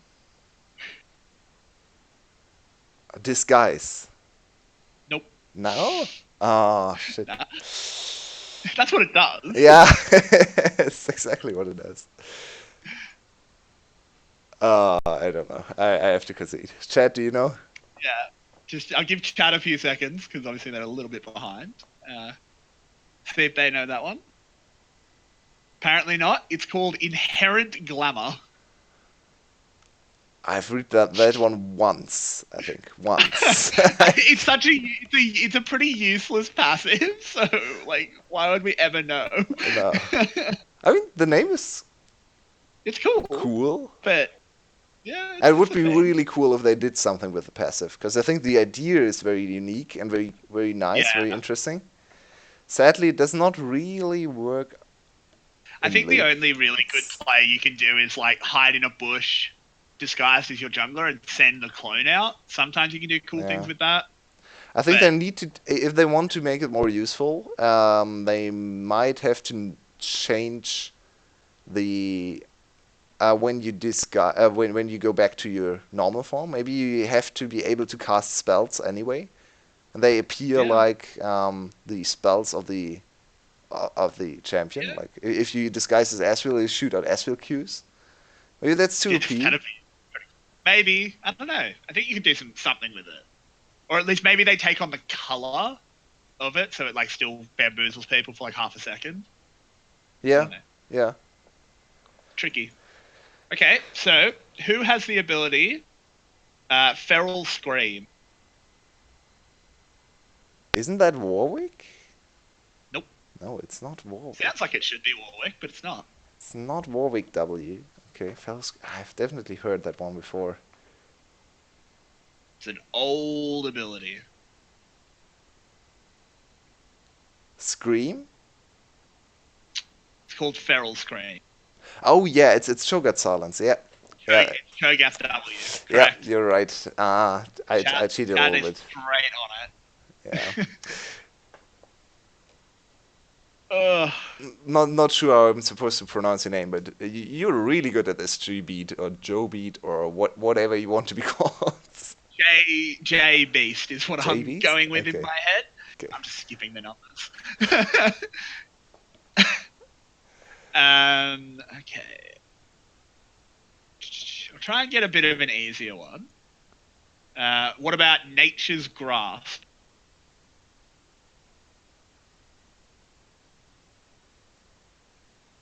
Is that Zyra E?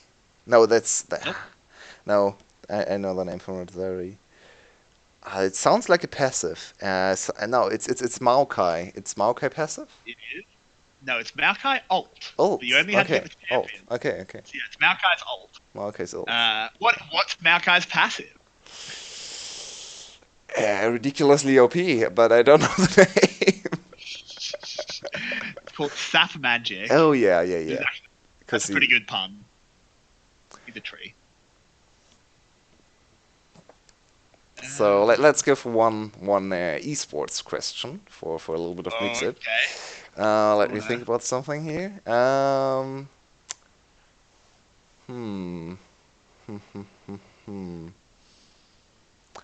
What was Clear Love known for? Clear Love? Yeah. I know the player, but what was he known for? Oh, what was the record he set? You don't have to be exact, but just roughly. I wouldn't. I'm terrible with records and stuff. I can see it already. I'm not sure about the number, but he won something like 22 different titles. Wait, what was it? You cut out on Discord. Oh, sorry. Yeah, he won something like 22 different titles in his career. Jesus. Because there are so That's many tournaments in like, China, like yeah, Demacia Cup and LPL, and then another little cup, and then all the third-party MSI. tournaments. Yeah. Can't do that anymore, unfortunately. Nope. Nope. Nope. Always not super fun. But the pause is coming to an end. We get one more. I think Yep. we can do one more question, before we finally Okay. get back into the game, or another 10-minute pause. Who knows? Yeah, we'll have to see. All right. What's Yasuo's passive called?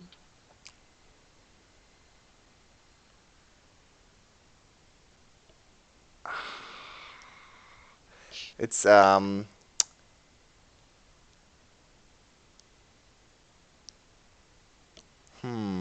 something He also has windy. 2 passives for the record. Something wind Just thingy. Windshield? No.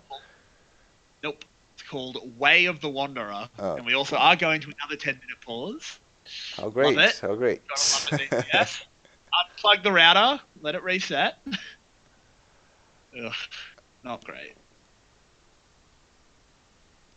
Way of the Wanderer is quite a cool name. Yeah. I'd say. It's pretty cool. Yasuo's a cool champion. Like, I hate him, but he is a cool champion. Yeah. Even if I will never I enjoy love playing. to watch Yasuo, especially from very good Yasuo players.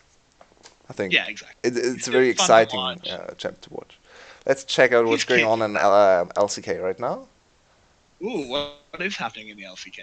If I open that up, my internet may well catch on Sandbox fire. won against Afrika, which is surprising because Afrika dominated the first game. But I guess Sandbox came back and won the series. Yeah, good on him. Sorry to spoil you That's if you wanted to watch that one, but yeah, not. I thought maybe you could analyze the composition or something, but sadly the games are already done over in Korea while we are still in our second game of the day. Yep, we're getting through. It's funny. I opened up the league subreddit, see if we can see anything to talk about. Yeah, second top thread. Optic Crown on playoffs. I want to fuck C9. Okay then. Good on him. Going in hard. That's what you want. And apparently Tarzan entered. Yeah, I mean that's to no one's surprise, right? Yeah, wow, Tarzan entered? Whoa. Crazy.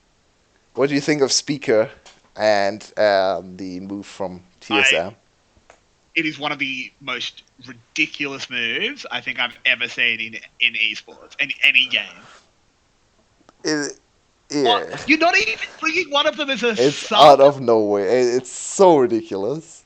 Like, okay, if you think the jungle's the problem and you want to bring the new guy, whatever. But bring Acadian as a sub. What if Spicker chokes because he can't take the playoff stage? Yeah, I think TSM is done for in playoffs. They might be able to do something in the regional gauntlet. Maybe they have enough time to coalesce and get a strategy going. So I'll not count them out for worlds contention, especially because NA. Oof, I don't know. It's gonna be hard. There are two good teams in NA. I think CLG and Liquid are a lot better than TSM, and I think Cloud9's a lot better as well. I think there's only one good team in NA, like actual good team, which is Liquid, but CLG and C9 are good for NA. Yeah, but CLG can choke against TSM in a best of 5, I think. They beat them last time. Yeah, in a best of 1. Yeah, fair enough. But welcome to NA. Everything's best of 1. Apparently, BCS is the only region hardcore enough to play with best of 3s, or at least the only one I watch. But to be fair, a lot less team. Only 2 less teams, but yeah. But they've got 2 more play days as well. What do you think are the 2 representatives for? Let's think about who goes to Worlds for all the regions. Okay, so I don't watch much Eastern League, so I don't really know about those ones. So I'll fully admit that. I mean, it's on when VCS is on, VCS. so it's obviously very hard to watch those. And VCS finishes at like midnight for me, so I go to bed instead of staying up to watch anything that might still be on. I think for NA, obviously Liquid, Yeah. and then I'm not 100% sure how the points work, so I'm not really sure who goes second. It's heavily the summer points are much more important. Summer Yeah. matters way more. Yeah, I know that. Second place in So- summer is almost you almost secure worlds with that one. It's 100 points, so and in that case, I do think it'll be CLG. Honestly, I think they've looked like the second best team. oh, it's actually for SCLG, it's not too safe because they have absolutely no points from spring. Yeah, I think it's, that was my. if C9 gets second, they definitely go by points. If TSM has 90 points and they reach playoffs, so they have 110 points already. That means they already have more points than CLG can get. So CLG can actually not go by points, which is interesting. So CLG has to win the split or go by gauntlet.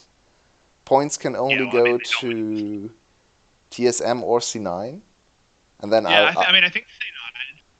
yeah. Probably C9 then. LEC. I mean G2 and Fnatic, obviously. Yeah. But who gets the next spot? Who gets third? Third is interesting in LEC. I actually think it's a toss-up. It's very hard to call. I think right now Splice is the third best team. Yeah. But coming players and regionals, I think Origin and Vitality probably have higher ceilings. Yeah, that's a good point. So Fnatic and G2 and maybe Splice, maybe OG, maybe Vitality. I'd say 40% OG, 40% Splice, and 20% Vitality. Yeah, I think that's a fair assessment. Also, very good sign for the region, by the way. You want there to be a really good mix just below your top that keeps pushing your top higher. Oh, a really good question. Who's the person with the longest league career to not make Worlds?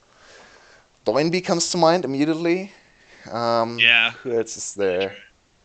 I mean, you got to think about people that are like almost were playing before there was like a super easy path to Worlds. I think Doinby definitely is the best player to never make Worlds, which will hopefully change this year. Not sure how long he has played already. Think of Korean legends that have never been to Worlds. I can't really think of anyone. I can't think of too many. European players who've never made it to... Froggen was at Worlds 2014. He's played forever. Yeah. He has, but he's also made Worlds, so... Yeah. Yeah. Wizardchachi has played forever and has never made Worlds. Well, that's true, but Doinby only started in 2015, apparently. That's still a long time. Yeah. 4 years. 4 years is a long time. But I think Wizardchachi has definitely started early. Definitely started earlier. I think his first LCS split was 2014, maybe 2015 as well. But he definitely was on Unicorns of Love before that. Yeah, true. I still remember the first game. Poppy. It might not have been the... Holy. I just remember the first game. It might not have been... Was it the first game? Correct me if I'm wrong, but the first game I remember of Unicorns of Love was against TSM at an IEM. Oh, they pulled out the Jungle, jungle and TF. when TSM was like trying to pretend to be an international threat. Oh, that's such a great game. It was by the Unicorn. It was also the time where you could build double Morellos, and Bjergsen went double Morellos on Old Azir, who obviously did not have to build attack speed, because Old Azir passive gave you attack speed depending on your cooldown reduction. So actually double Morello was not a bad build on Azir, but he got absolutely wrecked by TF Jungle, and everyone was spamming memes of his double Morello build. It was great. It was a great time. In that game. I distinctly remember watching that because I got home on school holidays because, as I've mentioned before, I went to boarding school, so I got home and went down to my room, put on my Bay Life shirt because I was still a TSM fan, and then just sat there and went, "What is going on?" Oh, they crushed like 4. I would have been what, like 15 or 16, something like that. I was still a little boy. 2014. I think end of 2014. Yeah, end of 2014. I would have been 7. Yeah, I think it was end of 2014. So the IEM tournaments actually gave us something to watch in the off season, which was nice. Cause Yeah, I mean, I want them back. IEM's great. I love the IEMs in like Counter Strike and ESLs. Like, bring back some ESL ones. Samux. Yeah, interesting. Oh, Like okay. 2011. Yeah, but he's. I mean, fair, but he also is not Counts playing as a professional. in a big league right now. He's not playing in a He's a major league. professional player. Okay, yeah, okay. I accept that. I think Smash. his first showing on a big league was on Giants in 2013. So that's a long time ago. But right now he's not playing in the LEC. Also, fingers crossed, the time is gone. Drum roll. Come on, VCS. I mean, Fix your Don't network. Mash Me is also, in my opinion, not very valid because he retired a long time No, ago. Mash is absolutely not relevant. Or, I mean, retired Ooh, in terms of he's not good enough for a pro player anymore. SOFM is SOFM is a very good point. One of the prodigies for Vietnamese league. Many still call him the best player. Um, his world chances don't really look too great this year either on Snake or LNG right now. Barely making playoffs probably. And LPL is fierce competition with only 3 spots. So, eh. yeah. Oh, are It's we back in the game? ooh, are we back in game? I think we are. This doesn't look like things we've seen before. Yeah, don't They get your did hopes cut up. to the casters, so no, I'm not sure. Yeah, I think we're If back in the they game. might just be, this is definitely live, but they might just be testing to see how the network holds up. Hopefully, we are just in game though, so we should treat it as if we are. When did Victory die again? I don't know. I guess. Oh. Oh, I guess he got ganked. but Yeah, the that's network why is I not. said don't get your hopes up because we saw with 30 seconds of gameplay before the pause as well. They still are sorting out things here. Hopefully they don't have It to can't remake be the that game. bad. It can't be that bad since the players are still on stage. Yeah, that's true. If it was really bad, they'd let the players go backstage because there's no point having them sit there not being allowed to talk. I mean, they are allowed to talk as long as it's strictly not related to the game, but I think most teams just say don't talk at all because you don't want to risk it. You don't want it to come down to a ref's call saying, "I think that was relevant." Yeah. You better just shut your mouth. It's Oh man. unfortunate though. You can do it, VCS. I believe in you. Yeah, fixing the network shouldn't take too much time. I mean, we're Must be like already a in a 25-minute pause now, so please, yeah. please get us back into the What's game. the? I'll see what the weather's like in Ho Chi Minh at the moment. Oh, it's a nice day. 27 degrees, cloudy, but not raining. Definitely no storms or anything that's screwing with the weather there. Must be a hardware issue.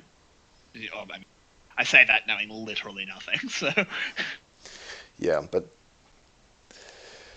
let's just hope it gets resolved soon. The players seem to be a little bit bored as well. Last time we had this long a pause in game, or like not in between games, but in while one game was supposed to be played.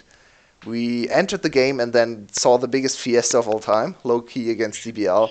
Both teams were just that was fighting all the time. yeah. They were so frustrated. Yeah, they really didn't want to. Oh, oh, this More is a game. replay. No, this is a replay on how Victory died again. Victory died. Yeah, he just got game. Yeah. What can he do? He's just dead. Oh, this is. I mean, they had to invest the stopwatch, so they can't really do this too much more. They already got 4 kills on Victory, and he's has been picked on a lot. Actually, has only Yeah. lost 1 turret plating, so he's still doing fine in terms of just pure laning. But yeah, saddening to see. And now he has to live with a grey screen while the pause is still. Oh, And even died. can I we? didn't even realize the game was live. No, can we Like, please not cut out 30 seconds every time we go back into the game? That's can a little bit we? annoying. If the game is live, can we watch the game, please? Victory's gonna die again, by the way. He's Poor now guy. 2-5. Poor guy. Rift Herald's been summoned up in the top lane though, so that might be that is in fact a tower picked up for FTV. That's first tower. Very nice. And Love bot to lane see a turret. replay of what happened even. And they need to stop focusing on the mid laner, because they are not getting anything out of it. They just lost the top lane turret. They'll lose the bot lane turret. No, it's not low enough, but at least lose a lot of HP on the bot lane turret as well. Free time for Corki. And Corki is very fast at taking down turrets with the Trinity, obviously, available to him. And they really need to stop going for the place on victory. Well, they got a mid lane tower. Mid lane tower is actually really important. Like, it opens the map up a huge amount. So, I do think I agree with you, though. They need to... Victory's already dead. You don't need to keep beating that poor man. No. He's not worth a lot of money right now. I think they'll probably get something like... Reset his gold at some point. At some point, yeah, but he's died 3 times afterwards already, so it's probably at like 220 gold right now. And if you have to invest 3-4 people to kill him, I don't think it's worth anymore to go for the kill. I agree. Yep, but it has got their Azir very far ahead now, 40 CS and 3 kills. He is a very happy bird. Definitely as smart as a dolphin, so... Yeah, he's super strong. We can even forgive him going for the Luden's Echo second item, which usually is not the greatest he of might builds. be in some trouble there. Kuriko and B coming to try and collapse on him. Kuriko still has that second E, misses it. The Emperor's Divide does well. Nautilus ult locks him up, and there might just be too much damage anyway. And Kuriko gets that kill. Shutdown over to Kuriko. Shutdown. Yeah, look at Kuriko's shutdown. What's it called? The shutdown gold now for him. Of course, he got the 800 shutdown gold, immediately has a 150 bounty. Yeah, that's the word. I just remember the word as well. The 150 bounty for his side, just because of the 800 shutdown gold. So that was a lot. Yep. And now the gold is actually in favor of FTV. It's about to grow as well, because they're gonna get this top lane tower, and QG has definitely not played around this lead in nearly a good enough way.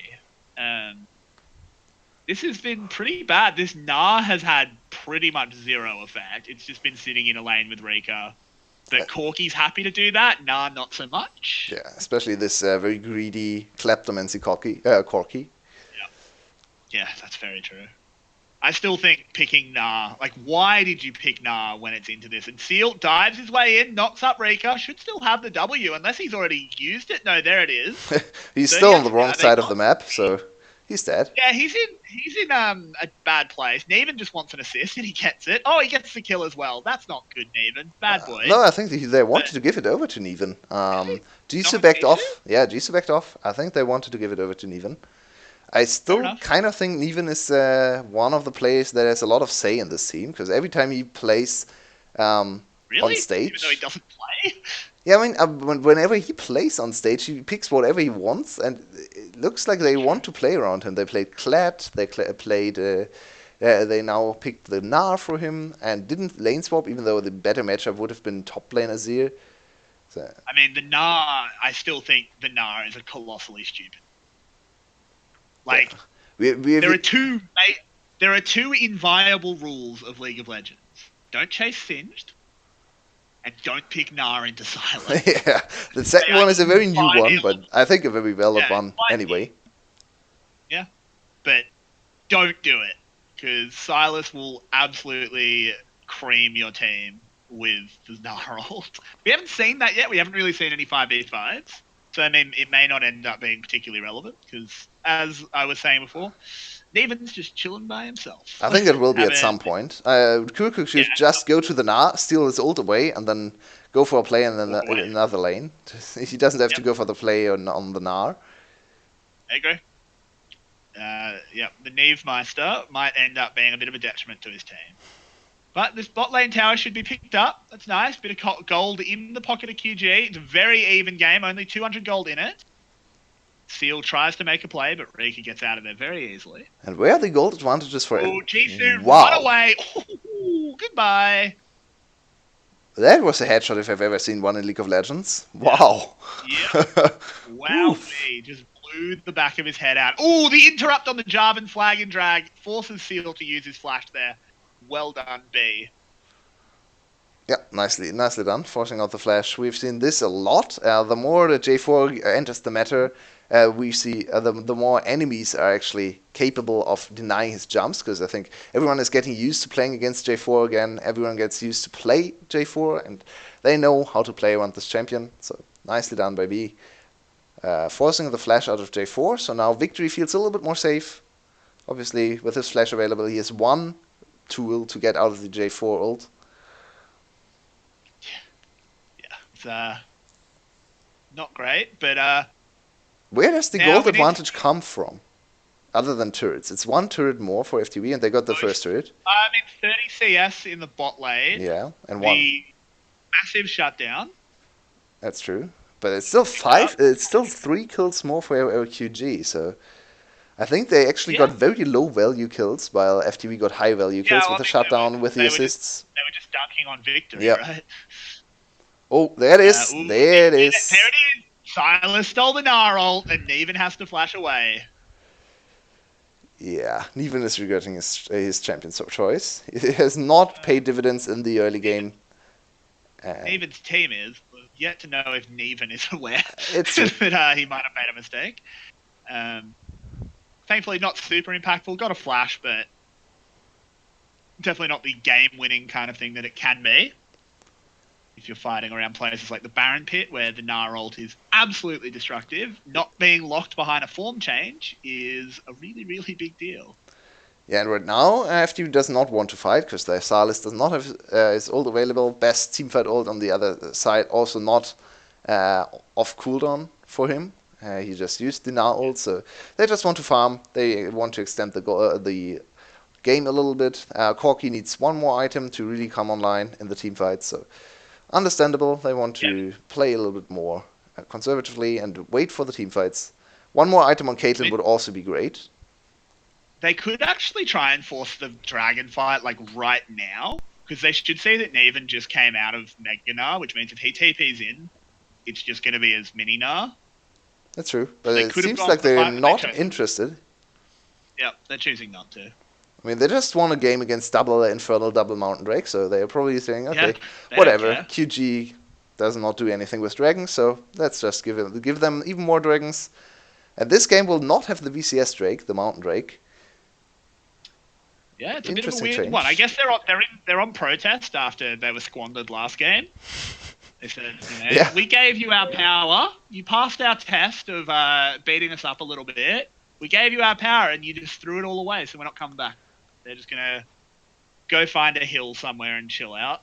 I think that this is great to see, because we see way too many games decided by the Mountain Drakes and the quick Baron calls. They only succeed because you get 2 Mountain Drakes. So now the teams actually have to think about what they do around Baron. Can't just mindlessly start Baron, which is... What do you think of this decision by Jisoo, going Edge of Night second instead of Duskblade? It's safer, right? Edge of Night into Corki is a little bit of a head scratcher, because he can just ult you once and Edge of Night is gone. But maybe he gets to deny the all-important Gnar ult once in a fight, and then it's worth it, right? It's only 3 lethality less. Like, I don't even know if you can... Like, how realistic is that? Because generally speaking, the Gnar ult comes right after the Gnar E. Yeah, it's true. So you might be able to block the Gnar E, but then struggle to block the Gnar ult. In the end, you're right, it's only 3 lethality, so... And a little bit of HP on the item as well, so... Also the ward spotting passive. Yeah, that is a thing. Yeah, that's true. That's actually a big thing for competitive for Duskblade. So... Not sure if I agree with his choice, but I don't think it matters that much.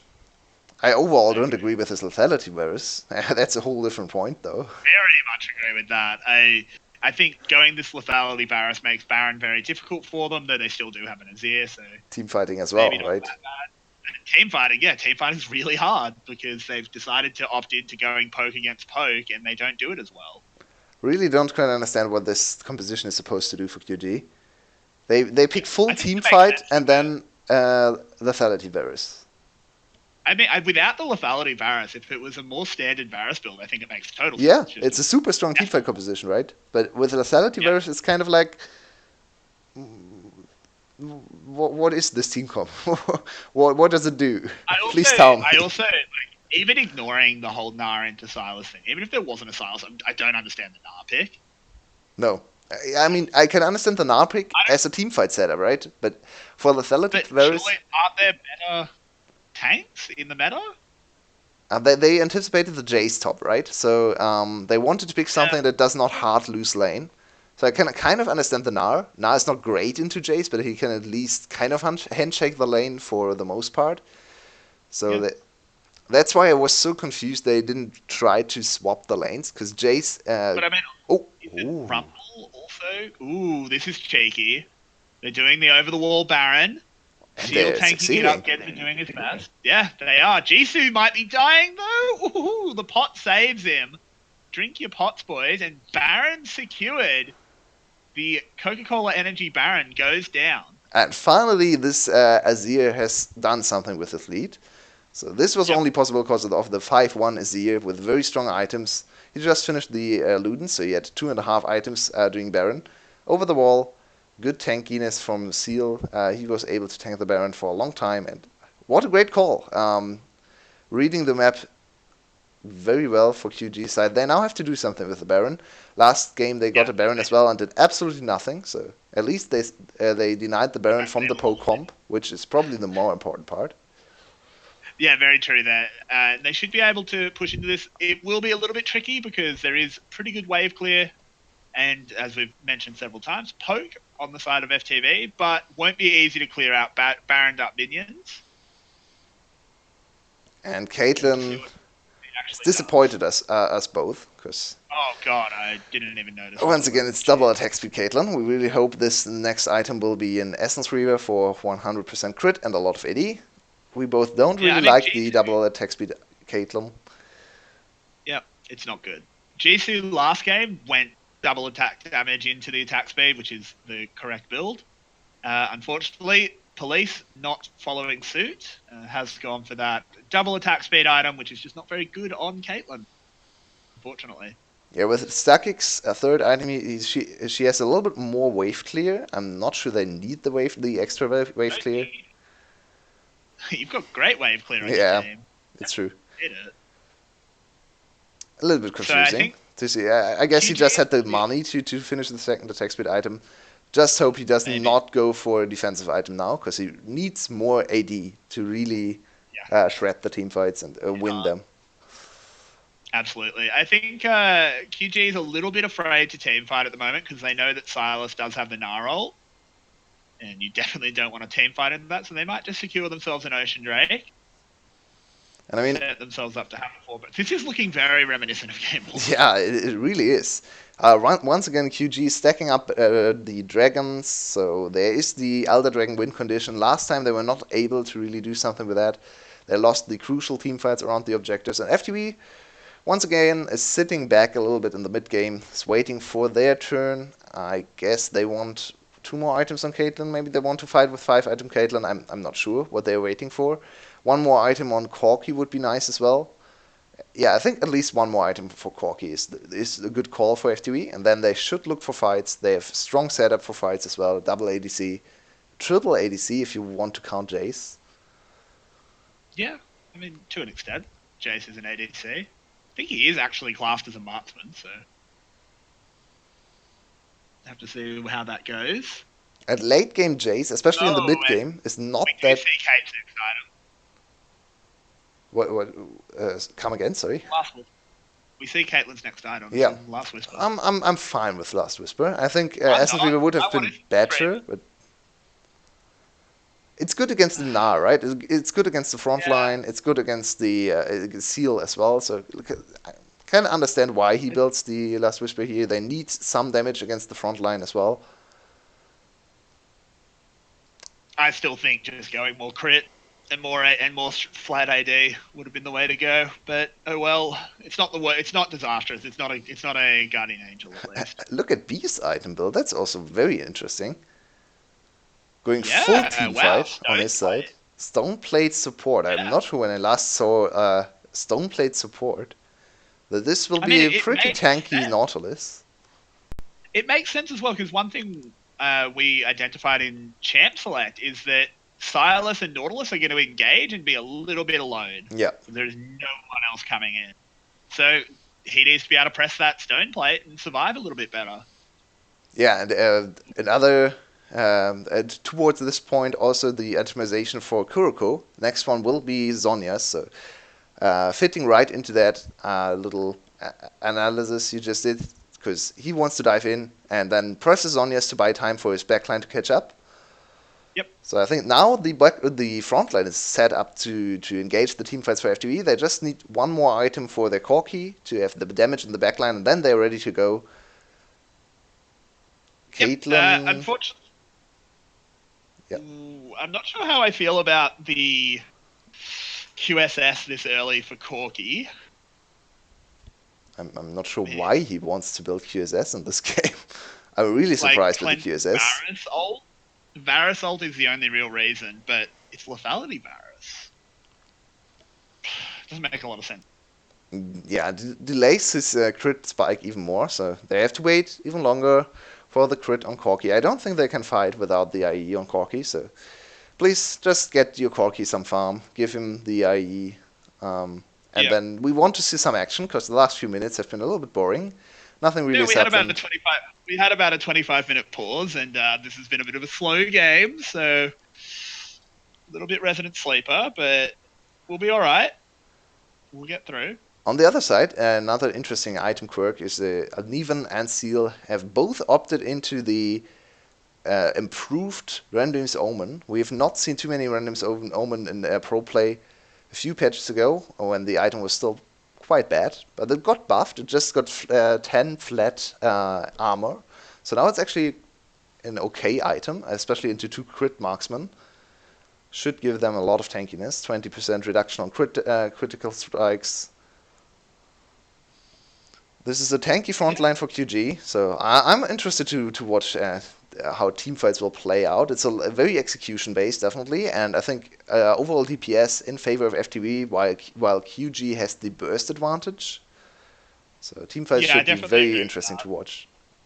I also think QG has much better teamfight control, and I think they have better zoning, better peel, that sort of thing. Just with the Zero Wall plus Jarvan. Yeah, FTV has more damage, but QG has more for everything else. It's very interesting. That it is. Gen's a little bit late on that shield to block the ace in the hole, but he's going back anyway, so it doesn't really matter. And Neven will pick up a tower there in the bot lane. Just doing that one by himself. Neven's playing his own game. Oh, that was a bad Varus ult. Now IE is finished for Rika on the Corki. It's very hard to call. I think right now FTV wins teamfights if they execute well on their carries. If they get caught, obviously they lose the teamfight anyway. But yeah, big target for FTV in the teamfights obviously is Genza on the Azir, the only real DPS on the side of QG. While QG has to kind of AoE teamfight, right? There's so many damage threats, you can't really focus all your resources on police, and then Rika will come in the backside of the fight and kill you anyway. So you have to AoE CC the enemy team. Yeah, you need to really blow them up. It needs to be, for QG, it really needs to be off a big Gnar ult. So they need to play around Neven's Gnar bar. But Neven has barely been participating in this game in terms of actually playing with other players. He's been sort of just doing... He thinks this is an MMO and the creeps are dropping a mat he really needs. So he's just been grinding. Hopefully we see him jumping for some PvP action. At least he has been successfully grinding, because he's ahead in gold and farm right now over his enemy top laner. Strong Gnar. Obviously, Gnar still needs setup to succeed in teamfights, but if he gets to be Mega Gnar and get a gold ult, Neven could certainly carry this team. This game, I should say. Yeah, I mean, that's one of the big things with Gnar, is that you can be as far ahead as you want. You still can't do your job as a frontline tank if your Gnar bar's not full. That's very true. You can't. Now GA for him as well. They really want to teamfight. This game will come down to teamfights around Elder Dragon, in my opinion. Baron is probably not that important right now for either team. As you saw, the first Baron did absolutely nothing for QG. It's a little bit stronger on FTV side, in my opinion, because they have better poke setup. And they've started it. It's going down pretty quickly because it's here, but there's no mountain drake, so it's definitely not falling ridiculously fast. And I think this is just going to be Baron's put up. Seal puts up the cage to make it harder to get in. Ooh, that piercing arrow did so much. Genza has to flash over the wall as Victory was coming for his blood. Oh, how did he get that one? They can. Oh my god, how did that 1-for-1 actually happen? Victory got that kill onto Genza, but he goes down in response. Well, how did he get the kill? Wow, I'm surprised he got that one. But look at the piercing arrow damage on Rika again. This is a problem for them. Could actually die here. Yep. Okay, he has to Valkyrie away. Another Baron for QG. We really have to see them execute on this. They know what to do with it, though. That's the big... Oh, the flash forward there from Jisoo. But the... Not sure. Did that miss? Cleanse. Or did... No, he cleansed. He insta-cleansed. I forgot he was running cleanse. I was looking for the Crucible, and I was like, well, this doesn't make sense. But no, he just has cleanse. Yeah, I looked for the QSS as well, but then looked at some of the spells, and yeah, he has a cleanse. So that was a little advice for you, Jisoo. You should know that he's not supposed to trade Flash for cleanse. That's not a great trade. You're a mobile ADC, so there's still an R ult for Kuroko, possibly in the next team fight. Now Jisoo has a really big target marker on his head.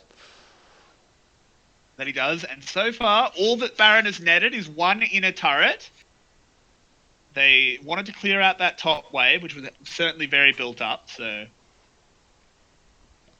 Have to see what they can do with the rest of this buff. This is their second Baron, and they haven't broken the enemy base yet. Not a good sign. And it's not easy to break the enemy base against Caitlyn. Like, this is a 430 CS Caitlyn. There's the meme about Sivir 500 CS win condition, but Caitlyn, kind of a place for her as well. And there's the last item build up. 100% crit, penetration. This Caitlyn hurts. Oh yeah, she is absolutely caving in skulls. Not a good time. And it's kind of ridiculous to look at a team with Corki in a solo lane and him not being the main carry of the team. But this Caitlyn definitely has more damage than Corki right now. He's only sitting at 3 completed items. He's actually fallen behind in terms of item builds. Obviously, his items are very expensive, and he wanted to go QSS, which I still don't really agree with. I guess it's a safety net against the Chain of Corruption, but he should have Valkyrie available. Yeah, and I mean, if Chain of Corruption's hitting Rika, he's horrifically out of it. Yeah, that's very true. Which is certainly interesting. Yeah, it's a little bit of a strange item choice, but in the end it will probably not hurt him a whole lot. He's gone for 2 defensive items, which I really hate on ADCs. But whatever, he still has a Caitlyn on level 17 with full items, so it will be super hard for QG to close out this game. How are they supposed to kill the Caitlyn? That's really... They need to craft a way to kill the Caitlyn. Ooh, Kuroko, a little bit caught out there. Seal doing a lot. And oh my god, the damage onto Rika. He goes into the stopwatch, had that double Valkyrie available. Now Seal is caught out. FTV picks up that first kill. Police got it. Can they find anything else? No, the health bars aren't great for them. With the Azir tower falling, they want to go clear this mid lane. But the jungler is dead, which means QG cannot go for Elder. Police stood there inside the red buff pit and thought about 90 caliber netting over the wall, but then decided against it. Probably the right choice. He just right click on Seal and Seal died. Can you please contest this dragon? FTV. You need to contest this. There's no jungler for QG. If they get Elder while their jungler's not up, what are you doing, FTV? Very, very bad reset timing. Very bad read on the situation. They could have definitely contested this one. That time. And this is a much more important buff for QG. It's a 5 buff Elder. They just walk in now. Yep. They can't stop them. Exactly. That was horrifically bad. This was a really big mistake. Could cost them the game. Definitely. This is a game-losing mistake. If QG is finally able to do something with an objective. Look at this one again. Rika gets caught, but here's his big package available. Yep. And look at Seal. He stands in the package all the time and burns to death. Yeah, Then police so comes much in. damage. And look at police here. Could have 90 caliber nabbed it over the wall, but I think probably the right choice not to do that. So Could have, but the timer decided from the not Elder to. Dragon, I want that on my screen again, because it was something like 2 minutes before we saw the replay, so it's 1.5 minutes still. And that should be enough time to break the inhibitor line. Just force a fight. You have 5 elemental Elder. That's so much damage. Just walk at them. I know it's scary because of trap lines, but you have the five elemental Elder. FTV can do nothing. Look at the damage. This is just uneven. Look at this. Yeah, this is just ridiculous. A full tank nah. Oh yeah, QG needs to be more decisive and more assertive. I think they really lost their confidence. Back to Baron. I think that's not worth it. No, Baron has not done anything for you the last 2 times. Why would it do anything now? It's exactly. Try to do something with Elder Dragon, not with Baron. Baron. You only haven't. Yeah, they're not going to get anything else out of Elder. They got 1 inner turret. Like, congratulations. That's a absolute waste of a turret anyway. FTV's honestly pretty happy to see it go. Yeah. So now the game will revolve around second Elder Dragon. FTV really needs to find a team fight before the second Elder Dragon spawns. We have seen the speed on objectives for QG, and they are incredibly fast at taking down the Elder Dragon. FTV was caught sleeping. They can't afford to do that again. That was one mistake. One mistake is okay. They can't do another one. Yep. Elder is still running, but should run out. Yeah, now it's gone. So now they can look for a fight again. Ooh, look at the damage. Police actually almost died. I'm not sure what caught him. I think probably 2 piercing arrows or something. Yeah, it's pretty intense, the damage coming out of this Varus. If the piercing arrow lands onto Police or Rika, it kind of just stops the fight from ever happening. Look at the damage. It's just so much damage. Yeah. Rika has a little bit of lifesteal, so at least he can kind of... Oh, it's actually not enough. But now the fight is starting. Walking in, there's the Silas Nar ult being used. But the tower's down. Can they turn anything around? No one's actually died yet. Kuriko very nearly made me a liar. Can they defend this in here? I don't think so. So mid lane in here will go down. After 42 minutes, so finally... Package. Yeah, I mean, it's been more than 42 minutes. Yeah, 42 minutes of gameplay. We've been watching this for nearly 70. We had a bit of a pause in the middle. So. Yeah. Let's quickly take the reset timing to resync. I think I'm a few seconds ahead of you. I'll stop at 30 to 25. Okay, 23, 24, 25. Okay, you're only 2 seconds behind. Sorry for that one, but now we should be back in sync for the last few team fights, which should be very exciting. So we don't want to have our play-by-play announcing the plays when the plays are already gone. So yeah, exactly. And I think chat is completely correct. I think it's quite obvious. This will come down to second Elder. If QG gets it, they should win the game. If they don't win the game off a second Elder when you have 5 elemental drakes, I mean, it's just get debated. Yeah. Just go to relegation already. I mean, seriously. Get out. 5 elemental second Elder is like, you can probably just have Seal 1v1 police at that point, because he does so much damage. Baron only available for 40 more seconds, so this is now, everything will revolve around Elder in 1 minute. We need better vision contest from FTV. They have absolutely no vision around the Elder Dragon. Well, they need to do something. Like last time, they lost it, and the enemy team didn't even have a jungler. And Rika needs to buy pink wards as well. Look at the crit. You can't have that empty inventory slot, Rika. Buy pinks. So Police almost hit 2,000 with a crit there. That was pretty absurd. He has utility, so no Gathering Storm, sadly, for this ADC. Gathering Storm would have been insane value in this game. It's 70 AD, I think, at 40 minutes. 72 AD. If you can predict a game going to 45 minutes, you'd go Gathering Storm every time. By the way, Gathering Storm got buffed on Aram. If you want to play Aram, always go Gathering Storm. It's insanely valuable right now. You get a Gathering Storm stack every 6 minutes. So at 18 minutes, you're at 48 AP already. That's ridiculous. I don't know why they did that. It's an interesting It is buff. a bit of an interesting. I hit But 30 with the minutes Elder Drake yesterday. 40 in 3 minutes, this is an Elder Drake concede. They're not contesting What? this. What are you doing, FTV? FTV? Are you They don't win. serious? You can't hold your base against it. Surely you know that This is your best ridiculous. What are they doing? Not a whole lot. That's the problem. Well, I'm flabbergasted. Why? If QG is able to lose this game from this point, wow. Wow. If QG loses from this point, Look at the damage on police. they should actually just disband. This is absurd. Like, That was one piercing arrow, and the burn almost killed him there. yeah. I mean, I'm not even surprised. This is unlosable for QG. Literally, just walk up and hit the tower, and if they try and engage on you, just kill them. Look at Kuruko! Oh my god. Oh, there's the Bar Assault coming in. They're gonna try and counter engage. You can't fight. B, you need to run, B is and dead. he just goes B is dead. down.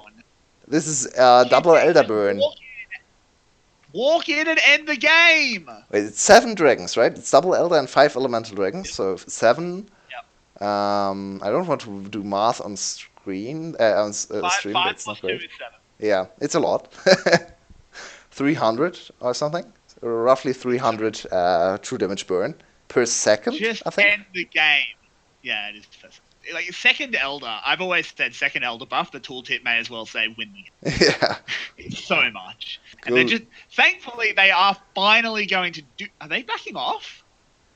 Well, they're just waiting for the minions to corral in. Alright, good. Police is still Please there, keep so it. Police has one chance to win this game for his team. Yeah. But I mean, he's done that a few times. Yeah, Police is often definitely the yes. solo carry of this team. Victory coming back out of his GA. Ooh. Neven gets knocked into his, and Police is dead. This is over. Yeah. Oh, and QG brings us to the most anticipated Game 3 of the week. And as we said before, already almost 2 hours ago, so maybe you don't remember, this is a super important game victory for QG because they needed to prevent the 2-0 for FTV. It does not really matter if they win the series or if they lose the series. Obviously, if they win the series, they lock 6th place, so they lock themselves out of relegations, which would be the best possible. And they would win a series in the second round robin, which would be great for them as well. But even one game victory brings them up to, I think, they are -6, while FTV is -11, so 5 games ahead of FTV. Yep. This is a great sign for QG. And even though the game, once again, took forever to close out, this time at least they're successful. Very much. So we do now go into a third game here. It's going to be a very long series, to say the least. It's going to be a long day. Look at the time. Oh, Usually we are finished with the first series, even if it's a 3-game series at this time. So we now need to play one more game, and then I had to get up really early as well today, and I've been really busy. It's great. Gotta love it. But one thing we have to decide is an MVP. Oh God, I don't want to. Again, our FTV for deciding to just not going near this Elder Drake. I really don't understand that decision. It was so weird. It was mind-boggling. It was bad. I think it's Jisoo, actually. He had a great accuracy on the various piercing arrows. Got a lot of poke damage in. Prevented a lot of the fights because he poked everyone out. You agree with that? I agree with that. Okay, 4th MVP for Jisoo. One of the star players for QG. Sadly, QG has not looked too great in the last few weeks, so they have not locked on too many MVPs. Now they win a game against FTV and want to close this one out. Sadly, both games have been 40 minutes plus, with a very drawn out, very scared approaches from both teams. Hopefully we'll get to see a little bit more action. Maybe the Nocturne mid comes out for FTV. I'd like to see another Nocturne mid game. I'd like to see it. Bring out Rika's pocket pick. But we'll find out in about just nearly 7 minutes.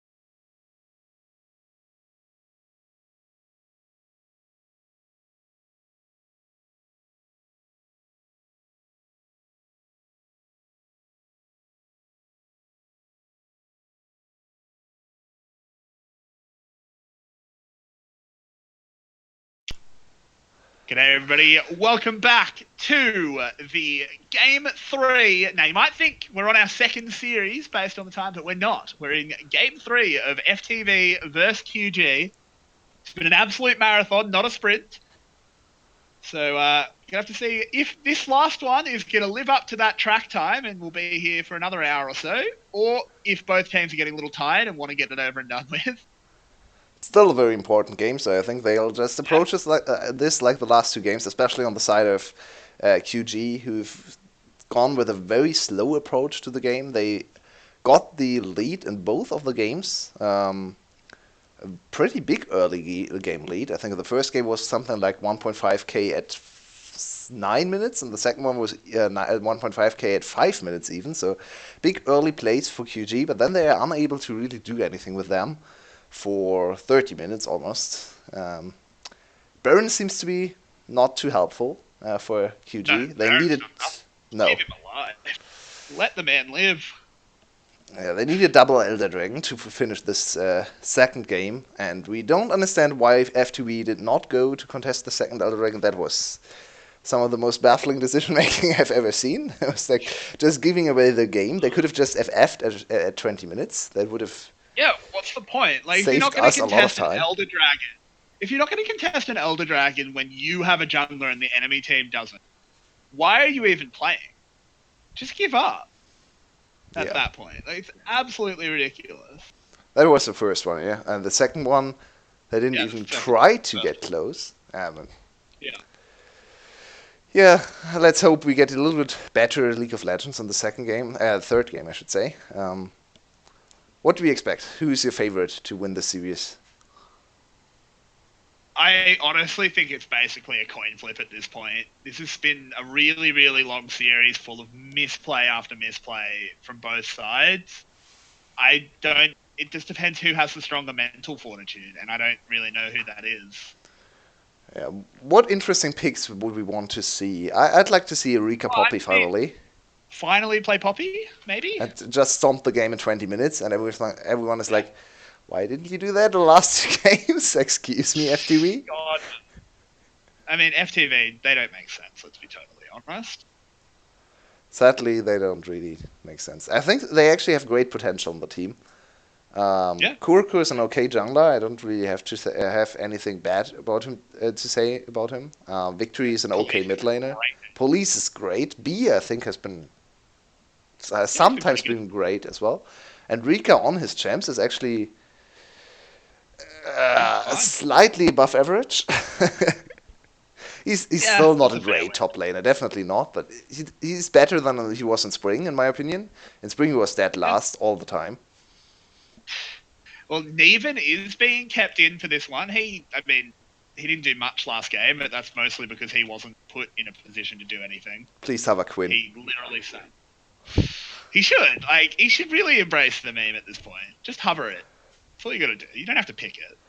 Have an Aatrox Quinn. That would be great. Oh, man. But they do ban out Rika's Camille again. Same as last game, making play something else. Once again, FTV wants to pick J4 away from Seal. Another interesting thing we have seen in this series, they really want to deny J4 from Seal. And judging from the last game where he got this 10th J4 game, probably a good call. Oh, if this gets locked in... I really don't like this. No. Yeah, I don't like the Azir first pick at all. What's that about? Corky's open. Wait, you're at Azir first pick? Yes. Oh, okay. I think you're I've far behind. I realized what I did. No. I realized what I did. It's okay. We're synced. I was watching our stream. Oh no. I was like wondering why you were talking about Jarvan. No, that's my fault. I had the wrong window. Yeah, no problem. Screen. But we finally get a B on his Morgana again. That's great to see. And look at the setup here. This could be Caitlyn Morgana into Zyra Khan. I really want... Yeah, there it is. Caitlyn ban. That was very obvious. Excellent. Exactly correct ban. This Rek'Sai priority as well, still very interesting. There's a lot of junglers open. Very Sejuani strange. was open. You You could have just played Sedge. I don't really understand the Rakan ban either. You picked You Morgana. have Morgana. Yeah. Like, you want them to pick Rakan. You counter it in lane. But apparently not. What are they going to pair with this Morgana now? Could still be Lucian. Yeah, I expect the Police. Lucian for Police. I think it has been his best champ, even though his Caitlyn has been great as well. Varus And they banned out the Varus. I would have banned the Lucian before I banned the Varus. I don't think this is a ban for Police, actually. I think this is a ban against Victory. I say that, but Syndra's already locked in, so never mind me. Never mind me. Oh, gee. Hello. Hello. I love G. Jinx Morgana is a good... Oh. No fun. We got baited. We got baited. I mean, he held it till 1 second. Yeah. It's still great to see Lucian on Police Lucian, I think. So. It is a very good pick for him, no doubt.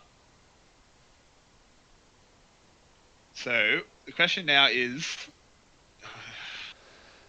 Another Gnar. Sylas is banned this time, and I think the Gnar performance overall was okay for Neven. It didn't hit the big ults, but he didn't do anything. He just sat in the side lane against Rika's Corki.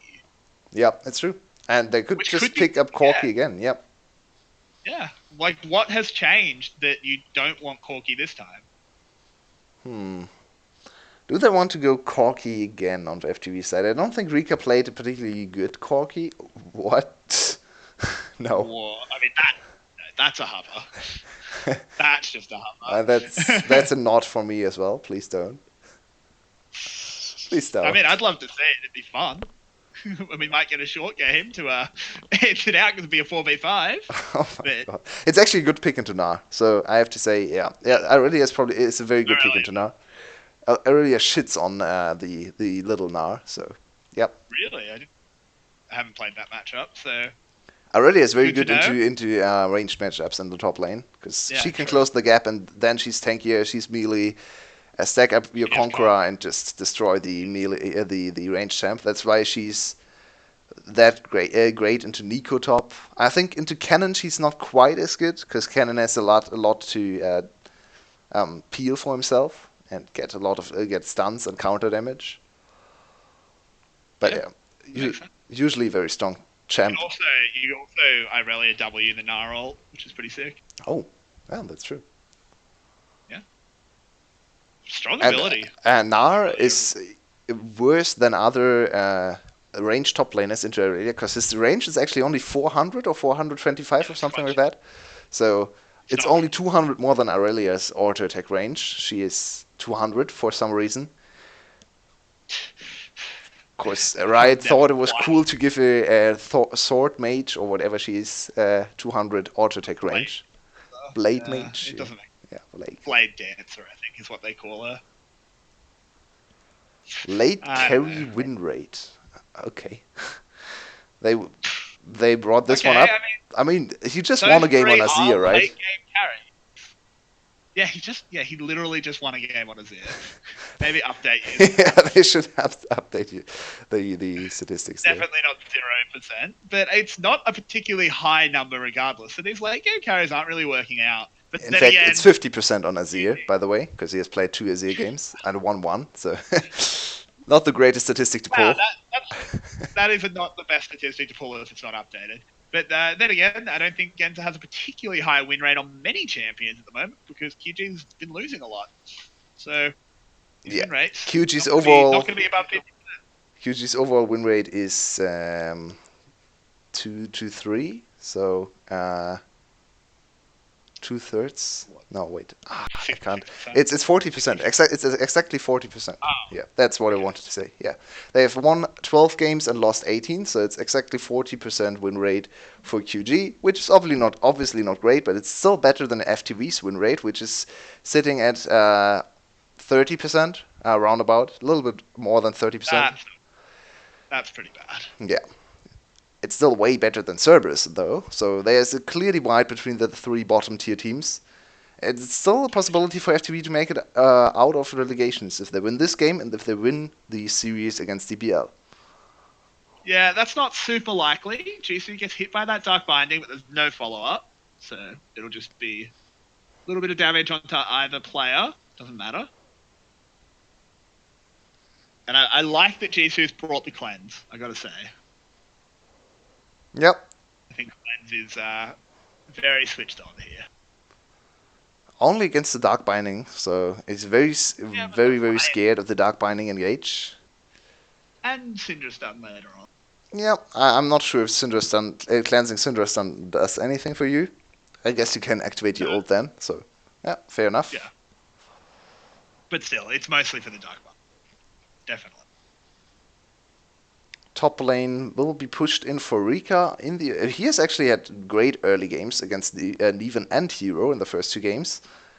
Getting push advantage almost all the time. He got a solo kill on Hero even in game 1, so Rika has looked great in this series. Second game, especially in the later stages of the game, not too strong on the Corki. Did not really have a whole lot of game impact, but no one really did on FTV side, right? They just didn't do anything. No, not really. They sort of just got the win in the end just because QG decided to stop playing. Great. Yeah, and they just lost in game 2 because they decided to not play. So yeah, not the most eventful series so far, and no outstanding player. Victory, taking a fair bit of damage, but stuns up the jungler, so no real follow-up. That looked a little bit disjointed overall from QG, but yeah, I think if you want to award one award to the outstanding player of the series, it's probably Genza so far. Yeah, he's been good. He has had great. What? He just missed his step. That was strange. That was a weird interaction. He actually lost vision on the blue buff and still was able to grab it. That's weird. That's very interesting. But he got it. So. Or maybe it was just the observer client. Probably just the observer client. The observer client's not a perfect thing. And oh wow, yeah, you weren't kidding. Aurelia does pretty well into Gnar. It's not great. This matchup is not great. She even started the fight against Mega Gnar, which is usually not the greatest opponent to fight for Aurelia. He has more stats. But yeah, Mini Gnar has to be super careful. If Aurelia lands an ult on level 6, even is just dead. He can't escape. Look how far back he has to play. This is really bad. Neven, I'm sorry, Rika, just freeze the wave. Just freeze. You'll get. I think they want to set up a dive here, even with the Kuroko going towards the top lane. Good back for Neven, preventing. Oh, he actually cancelled his back. It's not backing. Yeah, but Kuroko's backing off. So. Yeah, he has a ward now, so he knows the dive is coming. If the dive is coming, so good awareness from Neven to at least place the ward, but he's still in a very dire position in the lane. Can't ever try to 1v1 the Aurelia right now. And is in kill range, probably. If Aurelia hits a flawless duet, to be fair, she has very low mana right now, so probably not enough mana to reset Q and hit flawless duet. Yeah. But it's still dangerous. Very dangerous. Incredibly dangerous. Gnar might be saved that he can get a little bit of CS because he is ranged, even though, as you said before, it is very short range. Yeah, and this very annoying Q ability. Boomerang? Is this just called Boomerang or Boomerang something? Boomerang Blade. Boomerang Blade. Boomerang Blade. Okay,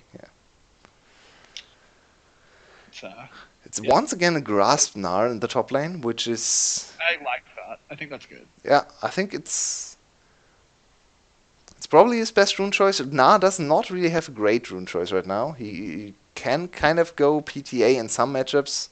If you go early attack speed. You can go PTA against melee. Against like melee that can't do anything. Yeah. You can also go for spellbook just to get more different. Maybe go for an ignite for a solo kill on level 6. Possibility. Yeah, Gnar does not really have one rune you need to go. So like Aurelia really wants... A lot of damage, but so does Police. Has to use that heal. Ooh, Seal. Ignite the heal trade. Seal is here. Gives himself away that he's here. Did you see the Q? The Void Seeker almost connected there. Wow. It was very, very close. Prey Seeker. Quick skill shot. It's not Void Seeker. Yeah. Void Seeker is the Q, yeah. W from Kaiser. So many abilities with almost identical names. I'm sorry. It's the Prey Seeker. Yeah, it's alright. We're learning them. That's what we do with our tech pauses. Oh my. Which should hopefully not happen this game. Oh Oh god, I'm already exhausted, and there's another 3-game series. If there's another tech pause, I'm going to bed. Yeah, if you're waiting for the second series, it will probably be a little bit delayed. Loki against Flash, a very important series for the top of the standings. If Flash is able to win against Loki, they will lock top 2. Yeah, they'll lock top 2, and Gum will lock top 2 as well. So, very important series for both of our top teams. If Loki wins over Flash, they will actually hold the 2-0 head-to-head record, and are then very likely to secure second place, especially if Gum wins against Flash tomorrow as well. So, still important series. As you said early on the cast, it's probably our two second and third seed anyway, so they will probably see a best of 5 between these teams. So it's a great preview of a playoff matchup. Yeah, it's important. They have to see if they bring out anything funky that they've got ready, or if they're going to try and just play standard, maybe save some straps for the actual playoffs. I don't think they'll go for that. They still want to secure first place, which is possible for either team. So I think they'll go all out. Yeah, I'm sure they'll go all out, but might not see anything particularly funky. I hope you do. Okay. I always like picks. So. I don't think Flash and Loki are the teams to play funky stuff. Really. I do agree. I still want more Kled. It's surprising the little amount of Kled we've seen. Well, but actually, Aatrox. Yeah, exactly. Aatrox is actually not that high in terms of priority in VCS. Yeah. Which is kind of surprising because he's still a super strong champion. Some people even say he's the strongest top laner right now. I pretty much agree. Except maybe Renekton. Renekton's pretty strong too. I still like Irelia, I have to say. Especially on good players. Yeah, I mean, top lane's in a spot where there's quite a lot of good champions. Yeah, I think... Of course, top lane doesn't matter this patch. Of course not. I think Camille, Irelia, Renekton, Aatrox, maybe Kled are the 5 champs that are the premier meta champs. And then we see stuff like Cannon pop up, especially in Korea. Not so much in VCS, luckily. I hate Cannon. Just get him out of my games. How can you hate him? He's Pikachu. He's annoying. He is annoying. I don't like him either. Look at the CS lead for Rika, by the way. Not a lot of action, but very strong laning from Rika this game. Yep, he's just set up the situation where Neven can't approach safely. He can only farm with Boomerang Blade and the occasional auto attack. This is a really bad situation for him. Oh! Narpick. Ooh, the Flawless Duet hits. Gets locked up, it does Neven. Manages to bounce out. Flashes. Ooh, wow. Nearly caught. Are we out of Could have killed him there. Could have killed him. He has flash available. I really don't understand why he didn't go for the solo kill. I mean, he has even more pressure now with the flash against no flash in the top lane. So I guess it's fine to not go for the solo kill, but I'd like to see a little bit more assertiveness for Rika. Just get the solo kill. He definitely could have gotten it there. Yeah. But, oh well. Now, down in the bot lane, Seal thinking about a dive, but chooses not to. Jeez, you're getting hit by another binding. This takes a lot of free damage from the puddle. Yeah, he ate a lot of damage, and now the dive is not possible anymore with the health totals. No. Heal and Ignite available, as well as Guardian for B. There's no way you succeed diving that one, so just don't. Especially with a black Victory gets every blue buff on the map. Yeah, exactly. Yeah. He is gonna feel. It's gonna feel weird for him not having a blue buff at some point. It's true. Genza has to be very angry with his jungler. He has never gotten a blue buff yet. But by the way, did you see the Syndra buffs? That are cute in 916? No. Like there's Syndra buffs. Nice buff? Yeah, she gets pretty nice buffs. She gets more damage on Q if she once she gets the passive. Full max Q will have 25 extra damage instead of 15%. Wow. And that's a big buff. Yeah, that's a really big buff. I mean, Syndra's not really played outside the VCS. Yeah, but VCS will really like those changes. We already see a lot of Syndra, especially into Azir. VCS wins Worlds, confirmed? I think so. Yeah, I think it's actually confirmed now. It's going to be TSM versus Garm in the final. Oh my god. What's the more unbelievable half of that? I don't know. I actually don't know. Looking at TSM right now, probably TSM. Yeah. I mean, Garm's going to go to Worlds. Probably. Oh, very, very likely. Not so likely on TSM side. No. I mean, maybe Speaker just pops off, right? Maybe we have no idea. Maybe they win against Clutch and then go on and win against Liquid. Because Liquid just plays totally. TFT comps for the rest of players. Yeah. Yeah, they'll bring out Pirates. Oh man. Victory runs away, finds his jungler, so that gank is diffused. And they Seal loses Flash. They even invested a teleport for Braum, I think. Yeah, he's got spellbook. So. Yeah, so it's not the biggest deal. It's still a Rek'Sai that's not successful in finding early kills, which is very detrimental. This is a champ that falls off very quickly in the mid game, especially if she does not get any kills. Usually, Rek'Sai from ahead can actually do something in the mid game. She can kind of be an assassin and go for solo kills on the enemy ADC or mid laner. This Rek'Sai will just get melted by Victory, and even Police probably wins 1v1 right now. Yeah, maybe. So, not a whole lot has happened. We can go back to patch discussions. Are you hyped to see Xerath in the next patch? I don't think the buffs are enough. I think we'll see him in an A. We'll definitely see him in an A. Really? Yeah, Power of Evil is a great Xerath player. Oh, maybe Power of Evil, yeah. I think Bjergsen is a good Xerath player as well. So, maybe. The buffs don't actually help his lane. Oh. They only really help his side lane impact, but oh dear, a little bit of trouble. Oh, but the Soul Shackles come out and they say, no thank you. But they're over now, so could see the return, but nope, they don't want to. I don't think lane is a problem, though. He's good in lane against Azir and Corki and stuff. Like he's a good counter pick into Azir, especially. But like, do you think that having a little bit more roam potential is enough to bring him into the meta? Because you have to have a reason to play him, right? Yeah. Maybe not. I really want to see a Xerath. I don't think Xerath is garbage now. It's just like, I don't think these are the buffs that will push him into Pro Play. Yeah, maybe you're right. I think a good Xerath in Pro Play is very cool to watch. I remember the first game, the old Fnatic roster, the 2015 Fnatic roster with Huni and Reignover played on stage in Berlin. I was there, and they pulled off the Xerath on Forbidden, and he was incredible that game. He got a double kill after double kill. He was playing a 6 Xerath game. Wow, that's impressive. Yeah, I think Xerath is a very cool champion to see, but just a little bit easy to punish at times.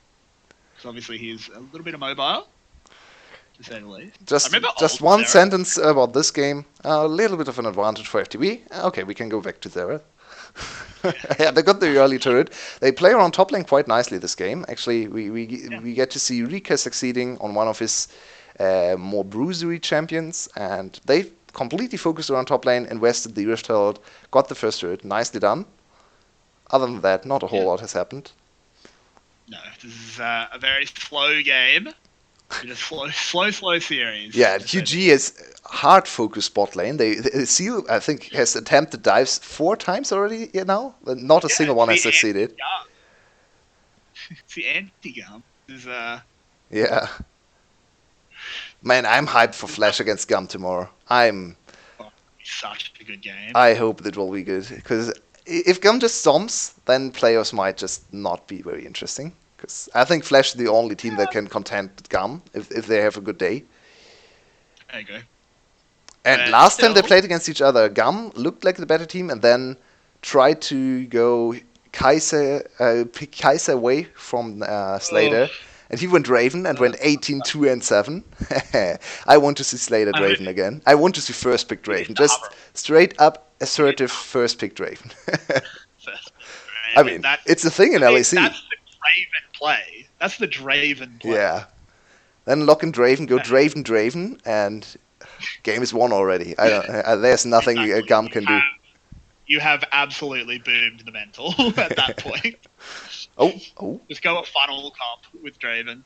And the stat check is passed. Genza has passed it, I should say, not victory.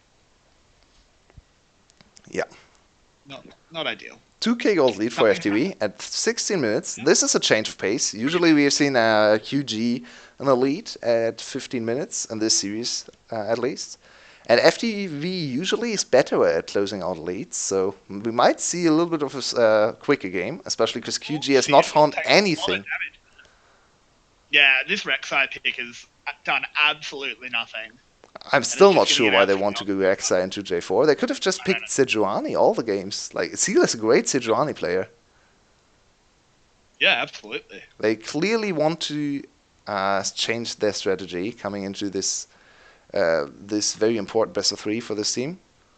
I mean, they won a game. That was the most important part, as we talked about before. Oh no, that's a tilter. Oh no. Not what we want to see. So, since nothing is basically still happening... Oh, there might be something happening now. Never mind. Jisoo taking a lot. There's the ult. Uses the blade caller to get it back in. Zodiac, you don't want to tank that, even with the shield up, but gets out all right in the end. Nearly went down. Yeah, sorry for the interruption. Nothing happened. So, it's good. Something happened. It just proves that we're still watching. We haven't just completely tabbed out. And it's actually quite a big win for QG, because now that they get their third dragon, might once again be an not an infernal drake. This is an infernal drake, obviously. That's why I got confused in my mind. Might be an elder drake game again. Yeah. Oh! Oh no! Victory wanted to do something. Victory did its best, but Seal secures it away. So, Chat, can you tell us what the record is for latest first blood in VCS? We might be onto something here. It's a slow one, but there is a buff nerf list posted in the Discord. Some interesting ones. Your boy's getting buffed. Yeah, my boy's. Oh man, I'm gonna be the master. It's a big buff as well. It's a really big. I don't understand why they are buffing Mundo. I'll spam Mundo all the patch, like holy moly. Good. Mundo file you under dead. Oh, Mundo's such a great champ. I love him there. I don't play him, but I still love him. And there goes that mid tower down. I should play the game. I'm barely playing. I should play solo queue. I never play solo queue. I always want to experiment in normals. Like I'm on the Tristana hype train right now. Oh really? I still haven't played it. Oh, it's so much fun. I'll have to. I'll have to play some tomorrow. I've got a weekend, so I'm not doing anything this weekend. I mean, of these buffs, I don't know how many of them are going to be particularly relevant. Like, I don't think Singed is going to be pulled into the meta from these buffs. Impact is happy. The Scion chain. Yeah, true. I mean, I love Singed. I think he's hilarious. There were a lot of people commenting about Scion jungle being a thing again. Scion? Yeah, okay. Scion jungle. Yeah. Without the penalty on his Q? Yeah, you're doing a lot of damage to monsters. I mean, he still has a great teamfight ult, and with in the jungle you actually get to stack up a lot of HP early on. With Cinderhulk, that's even more effective, so you can go something like Cinderhulk Varmox on him, and you actually don't need another health item because you're Scion.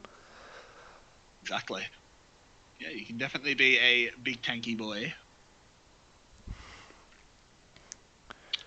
20 minutes and 30 seconds and no kill. Are we still? We have not changed to LCK. I'm very I promise we aren't sneaky streaming LCK. This is the VCS. My God, what a game! This is literally going to be like a 2.5 hour series. I think we're actually already past that. This is a 3 hour long series. Yeah, I mean there was a tech pause for 30 minutes. It doesn't matter. It's still a 3 hour series in the VCS. What's going on? Yeah, it's two of the not-so-great teams playing against each other, and they seem to be very cautious, especially on QG's side. Low-key versus Flash is going to start at like 11 o'clock my time. Yeah. Start. It'll start That one. could Yeah, that could don't be a get your threat. hopes up. Almost Oh a kill. my god. Almost a kill here in this game. Almost a kill. Yeah, but this is still just a very slowly growing gold lead for FTV. They're just doing a little bit better farming. They've got I think the tower. macro-wise, actually, FTV has looked quite good in this game. They know where to allocate the lanes and when to pressure. Yeah, man. Oh, they'll actually lose the top lane turret. That's not great, but Yeah. 3-1 though. They've got all the outers. yeah. And Rika has a big advantage in the bot lane and the top lane. What are we looking at in this game? What are the win conditions? I mean, killing champions would be a great start on either side. I mean, I'd love to see like just lane phase ending at some point. Yeah, maybe in 20 minutes. Maybe in 20 minutes. I mean, this is going to be like the really old LPL style before China got good, when China was still like a really young scene, where it was like we farm for 40 minutes, then fight in front of Baron, and whoever wins the fight wins the game. Definitely possible. Still no kill, and looking at the win conditions here, I'd say QG is a strong teamfight setup with a good DPS and good frontline, and a very useless jungler. So yeah, I guess that's not so great. But FTV is much more. It's harder to execute. It's not front-to-back team fighting. It's more chaotic with Rika on the Bruiser Assassin. Kuroko has engaged on the J4, so they definitely still can teamfight in the late game. I'd give the late game ease of execution and overall scaling advantage over to QG, but not by a huge margin. So yeah, I think that's a very correct analysis. We need to see Rika doing something with this lead. Like, as much as we're making jokes about how this is the slowest VCS game ever, which it probably is,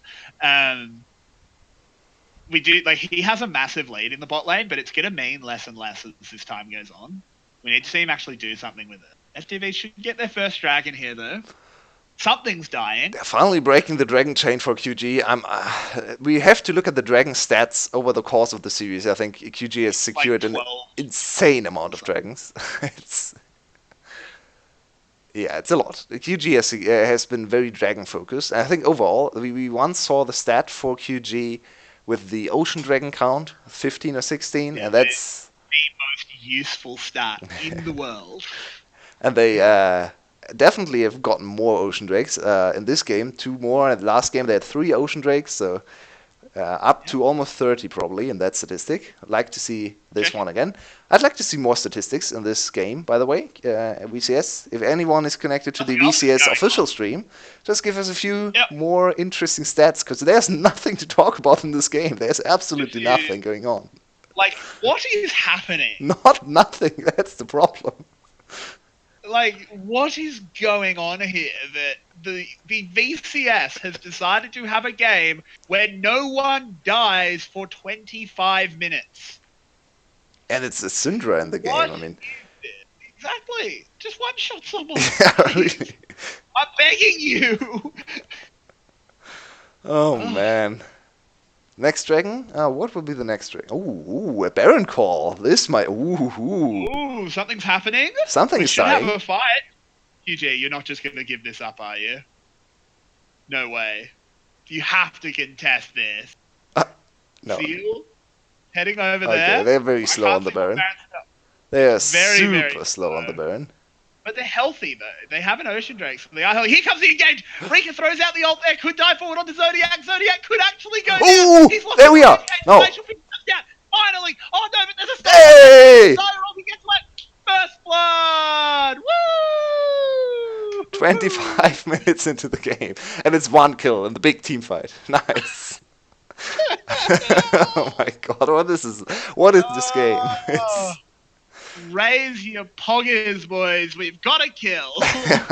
After 25 minutes. This is definitely contender for our latest first blood in the VCS split. I think it's probably the latest in the split. Yeah, in the split. Do you remember? Sure. I think there was one other game with a 20+ minute first blood. Yeah, it happens very seldomly. So I think this is probably the latest. Yeah, I think so. I definitely can't think of anyone. And That was sadly, the displayed. first blood does not change anything about the game state. So It was just a support going down. it looked Oh like a man. massacre. Look at the damage on Jisoo as well. Yeah, Victory did so much there, but the Syndra ult was negated. So And we have in the end, 3 flashes immediately invested from FTV to make this fight happen. So now they have to wait 4.5 minutes for the flashes to come back up. So yep. next I've just action set an will alarm be on my. at 31 minutes. I've just set an alarm on my phone for 5 minutes. So I'm just gonna have a bit of a nap. Go ahead. We need There's you. no play-by-play. There's no play-by-play. I mean, we don't need play-by-play in the next 5 minutes, so Exactly. you can get a little bit of sleep. So it's just you're on top of your play-by-play for Loki against Flash. I still can't believe there's another series. This is the first series, by the way. Yeah. Man, and I wanted to go jogging after VCS and then watch LEC. So I wasn't gonna watch it. I wasn't gonna cast tonight. I've had a really long day. I'm really happy you joined us tonight. Anyway, I mean, if I had left you to do this, if I had left you to do this one alone, I think that would have been the end of our friendship. I would have blamed you in the slightest. Oh man. I'm glad to be here as well. I wouldn't have wanted to leave our viewers without my voice, but maybe they would have wanted to be left without it. Oh no. They really want to hear the play-by-play, I think, especially in this exciting game where we have so much happening. This high-octane game, this is absurd. Make sure you've got your strap into your chairs, boys. Put on the seatbelts. Get out. I don't think you can seriously stay seated in the series. You need to get up. You need to. I was on the edge of my seat, but I've been so excited that I've worn through it. So I'm standing. I mean, I always stand while casting, so it doesn't. Really, I sat down for the last 10 minutes because nothing ever happened. Oh, Baron. Oh, and down goes Seal. This should be a free Baron now for FTV, but they want to turn the fight around instead. Zodiac taking a lot of damage.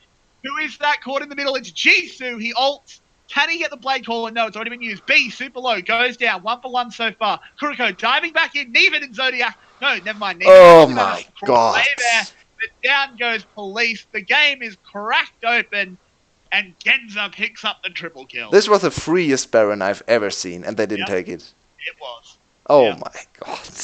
No, they took the fight instead. They won the fight. No, they lost the fight. Oh no, you're right. Yeah, it was FTV that started the Baron. There was absolutely no reason to take the fight. They lose another Infernal. Oh my. Oh, get me out of the series. Just get me out of the series. Both teams are bad. This is going to be a really long one. If you go on the Classic WoW subreddit, the current top-rated thread is a review of all the different adult diapers out there. Ooh, Kuriko nearly dies. So might need that one for this series. Not even kidding. The top thread on Classic WoW at the moment is reviewing different adult diapers because people are going to marathon the game when it comes out. My god. It's really funny. Like it's a shit post. Yeah, they could have just taken this Baron. Take Baron. They just didn't fight. It starts out well though. They get the first kill. I mean, yeah, but they should just back off here. They don't need to. Yeah, look at B. B is dead. Yep. Victory and Police can't really fight into the 3 soldiers either. Look at how fast Police dies here. Yeah, it's Lucian against Azir. It's not great, especially with this terrain.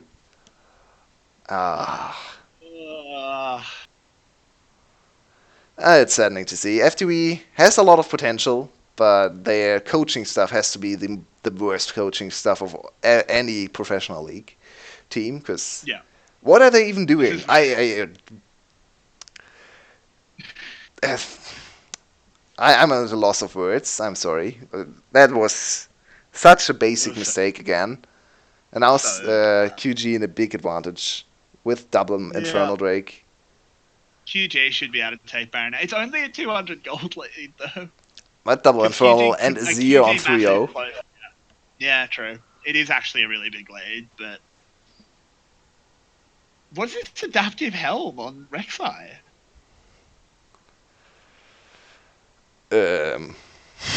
It's there.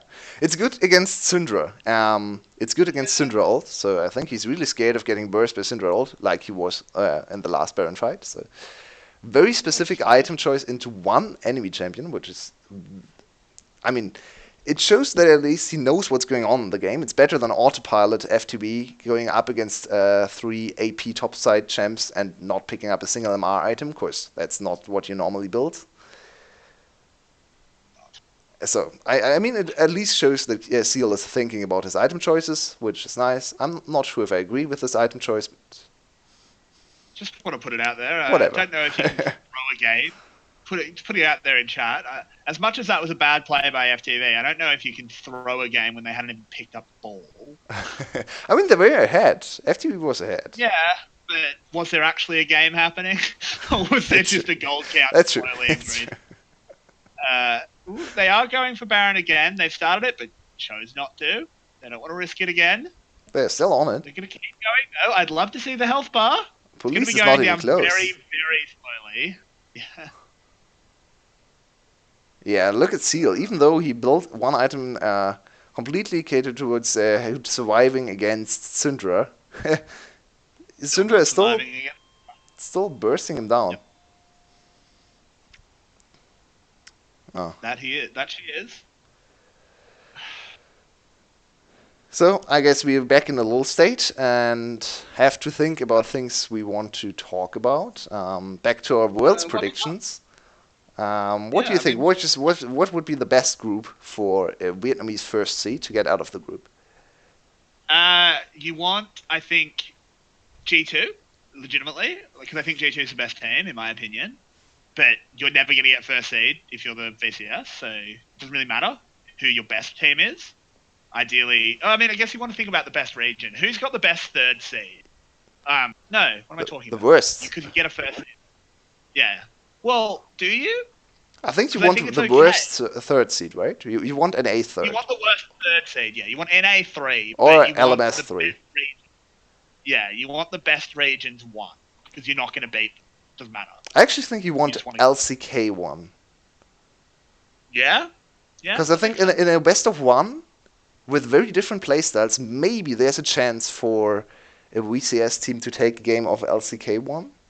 Yeah, I mean, G2 lost plenty of games. It's true. Maybe G2 is actually the better call, because you get a happy game from G2, or you just surprise them with weird stuff happening, and they handshake fights. So maybe G2 is actually the best call as a top LEC. Maybe.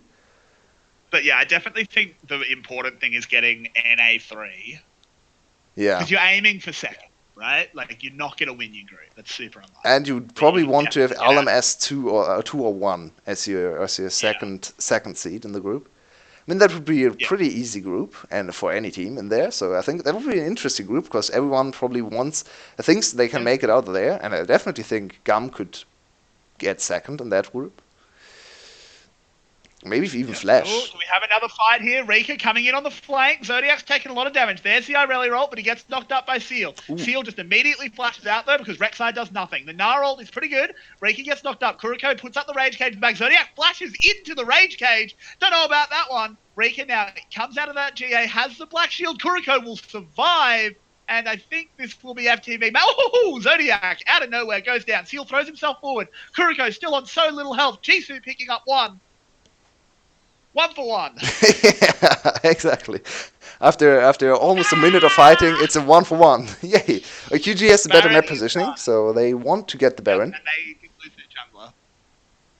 And they're not going. Yep. Sit down, boys. Sit down, boys. We had our action for the next 10 minutes, so let's patiently wait and. We had our check, but I'm still on the right tab. Okay, they are actually on top of Baron. They should take this. Yeah. It goes dead for another 10 seconds. Like, this is an easy Baron. You're missing your Braum. Like, please, Seal, what did you hit the Baron? What did Seal just do? Seal! Oh my god, Seal! Like, yeah, Rika goes down and cool, but you didn't get Baron. Seal! Why would the jungler go over the wall to contest the top laner? What? That's so random. That's so insanely random. That play was... What? Okay. Oh Now my now we're even god! on Baron throws, so at least Oh, teams are and back to now even. FTV gets a mountain drake. Yeah, it's That's great for actually Baron. big. The VCS drake has finally spawned. The VCS drake was watching. He was perched on his mountain, and he looked down at Summoner's Rift and said, "What the fuck is going on? I need to go down there and sort this out." They are too kind to Mr. Oh, Baron this game. Usually yeah. they really like to kill Mr. Baron, but I guess I have to go down there and help them secure the kill on Baron. Oh man, I didn't Oh, think it was possible man, oh man, oh man. to look And like, it's not worse. even it's not even a particularly high farm game. I mean, it's Like, okay no one farm. has any crazy farm. Like, But it's okay. I think it's also because no one is funneling farm into a particular player. Yeah, true. All the 3 lanes are still farming, so we actually have very strong players from the 3 lanes, which is very unusual. Normally you have 2, 3 players. Oh, Baron started again. Get to Yeah, get stunned. Oh, get and they hyped, back boys. off. Get hyped. Baron is started. Oh my Oh god, man. this is a At this funny game to point, watch because it's like a comic of errors.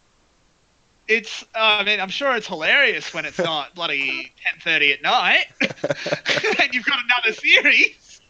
Oh my god, do something! It's Like the this it's is the this is like when you're in high school and two kids are like pushing each other back and forward. They want to fight. Someone just yells, "Somebody hit somebody! Hurry up!"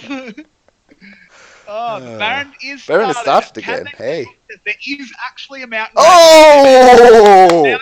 Baron dies! Woo!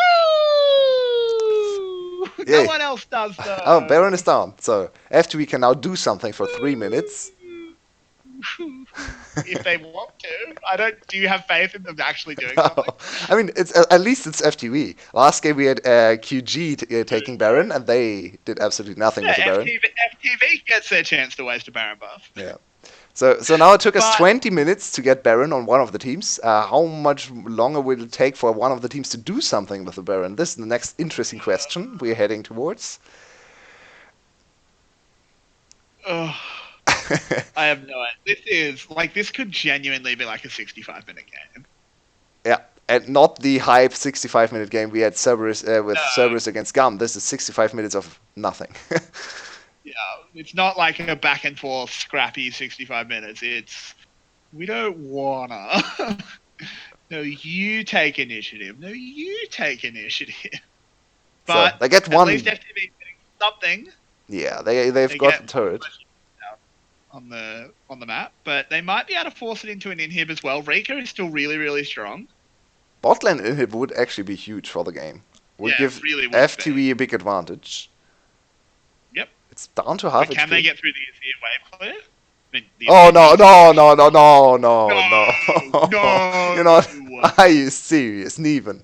If you press that no. pause button, get out of there. Oh no! I think they have to postpone the second series. No, I'm.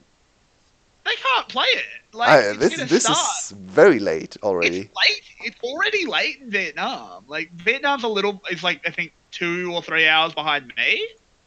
It's 11 o'clock here. Yeah, usually the second series starts at 7 p.m. Half. Yeah. Yeah, normally the second series starts half an hour ago. Oh my God! Please get us back into the game. Not another long pause. I mean, Our basically. Father who art in heaven, hallowed be thy name. Your kingdom come, your will be done on earth as in heaven. Please just start the game. Oh, no. The poor guys on stage. Imagine sitting there Yeah, for can you hours and hours. Yeah, like this would be awful. And it's a very important series, as we said time and time again, because we have nothing else to talk about. This is a super important series for either team, especially for FTV. Yeah, 7:30 over there in Vietnam. So yeah, like 7:30 over there. This game probably has another 20 minutes in it, even if they restart right now. yeah, they need to have closing thoughts and MVP and stuff like that. So like they'd have to basically, and like normally there's a gap between series as well. yeah, Normally they have 30 at least minutes half an usually. hour. Yeah. to switch things over. Like, Jesus. So the second series is probably still an hour away. So not sure if UCS will play the second series. I'm not yeah, I mean, it's just a question of if But they can do it another time. they kind of have to, right? There's not a lot of time to. Yeah, well, when do you do it? Yeah, not sure if they can postpone it. But if there are big stage issues, I'm not sure if it does make a lot of sense to start the second series and enter more tech breaks. And once you start the second series, you have to continue playing it, right? You can't interrupt the stop. series in between. No. And by the That way, would it's be Flash very playing, bad. so it will be a 3-game series. Oh no. At least Flash and Loki have very low game times, so we'll see three True. 30-minute games. I mean, like, this is like legitimately. I'm like not even memeing, and I know you weren't either. Like, this is legitimately in territory of you have to postpone the second series. Like, you have to figure out another time to play it. Yeah, especially if You this can't start tech it. issue is not resolved quickly. I mean, as you said, Exactly. it's probably 20 more minutes in this game. Then you have to sort out MVP. The interview usually comes in as well. I mean, you can skip those things if it's like because it is actually like not I'm not good. sure if you can. I mean, there's their contracts, right? Maybe you have to do an interview after every You series. definitely would have to show off the special boy Coke box. Yeah, right. That like legitimately that would be a contractual thing. Yeah, I You think so have too. to show Yeah. that. So I think you have to interview. I think MVP, okay, it doesn't take too much time. But you have to Yeah. set up the PCs and setups for the next teams. That takes at least Yeah, 20 that's the big thing. minutes. Like that's the big thing. You got to get everyone set up. Everyone gets their peripherals in. Make sure everything's working. All of that kind of stuff. Yeah. Oof. Yeah, might take some time. I'm not sure if we get to see the second series, which would be very sad because I mean Be that's the really hype disappointing. series, right? We want to see the second series. Get those teams out of the stadium, please. Yeah.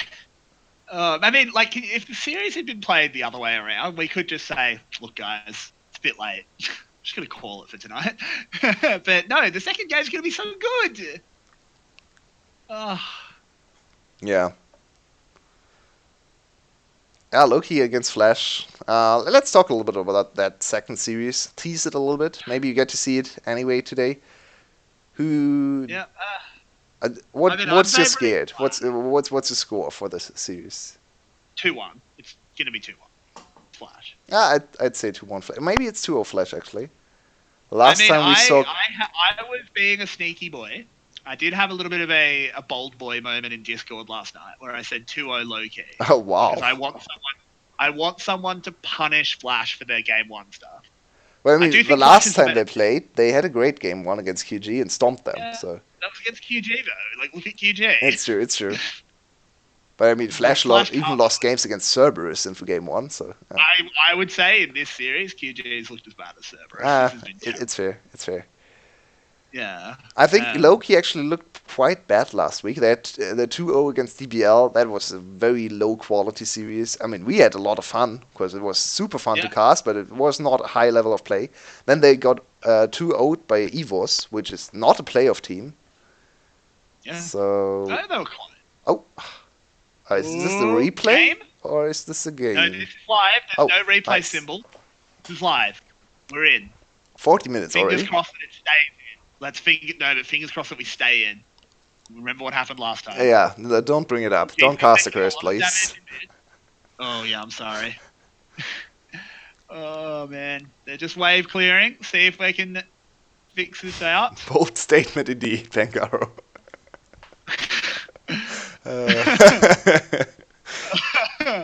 It's a very bold And by the way, we statement. had 40 minutes and have 10 kills combined. So we had a whopping 0.25 kills combined kills per minute. Whoa! That has to be almost a new Wowie record for a zowie! single game, no? I maybe It's think terrible. Like, that's this is very low. this one's going straight up on the wall of shame in the VCS. Yeah, Like, exactly. I think VCS actually dropped a lot in combined kills per minute. Now LEC and LPL yeah, are like higher, if I'm correct. the league has gotten a little bit better, so there's less like sloppy kills coming in. But games like this, it's just been both teams are too scared. Yeah, many new records set in this game. I mean, that's great. not the kind of record you want, but at least it's record maybe they're breaking. trying to get like a farm record on police and stuff. You know how seriously some VCS teams take stuff like MVP. So maybe they just want to be like, hey, let's just get police to 1,000 farm. Maybe one of the teams says, or both of the teams have a contract with Flash or something. So Flash was supposed to play 2 games in a row, and they didn't want to play 2 games in a row. So they were like, oh god, police gets caught. Ooh, police? He's actually dead. He's gone. Oh, what? Oh! What? What? That's huge. That's Elder. Yeah, they have a jungler against no jungler. But we saw this situation before in this game. They might just want to take the fight. They need to take it now. No, take the dragon. Please, take the dragon. Just kill the dragon, please, dear God. Yay, FTV have learned. Yeah. I'm so glad. Rika goes into the Guardian Angel, did a really good job zoning. Zodiac is super low. B goes down. Zodiac should be following, and he is. Rika doing so much in the backline, takes out Jisoo. Neven now in his jammies, last one alive, has to limp away. We finally have a kill. We finally have a fight. We finally have some objectives taken, and it favors FTV. Yeah, Even, whoever took the Elder Dragons won the game, so I guess it's FTV's turn now to win the game again. They are still far away from the bird. Yeah, I guess they get the inhib. But no, Seal and Neven are here. I don't think we can push the inhib right now. Yeah. Yeah, true. Neven's here. Wow. Neven back. Wow, they're going for it. They can kill him. He's dead. A Baron? We don't have a Baron timer. Where's the Baron timer? Please give her the Baron timer. Well, it's at least 40 seconds, right? Yeah. It's at least like 50 seconds because it's not on the map. So not enough time to secure the Baron. Rika's death timer is at 46 seconds now. FTV will have enough time to reset for Baron, but they'll not be able to do a whole lot with the Elder Dragon. And look at this. This is beautifully done. They stayed on the dragon and took the dragon. Well, Kuriko did. Yeah, I mean, one guy is enough. I'm happy with just the jungler staying on the objective. At least as long as someone stayed. Look at the Azir damage, by the way. Yeah, wow. Pretty ridiculous. He's wreaking havoc. I think he should go for the MR item, Banshee's Veil.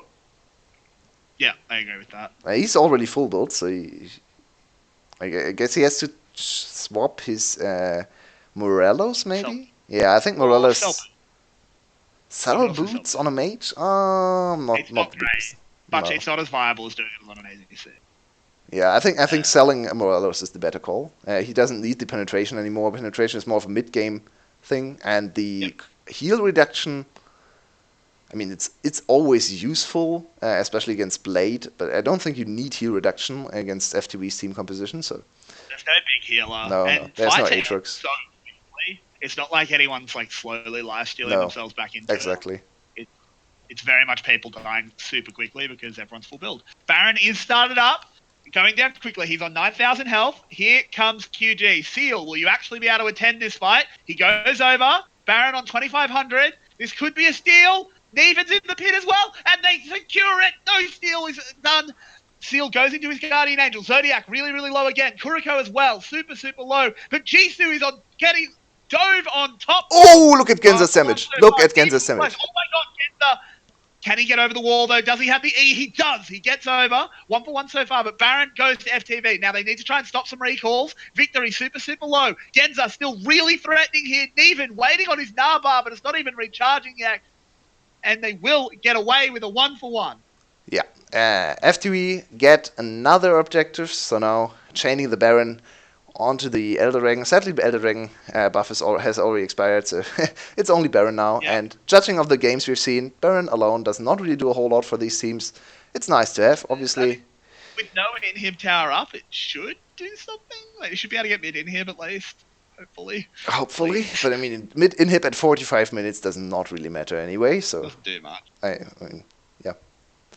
Look at this one again. So Rika sets up a good flank on Neven, but the stun from Victory not landing is actually quite huge, because Neven gets into the pit, does not use his ult early on. Needed to ult. Yeah, I think Police had a great awareness of Neven's positioning and just went out of the pit, so Neven... didn't really want to commit his ult on the 2 tanks on the side of FTV. Look at Gensis. potentially have stunned the jungler, so Seal could have stolen it. It's true, I think it's true. that would have been.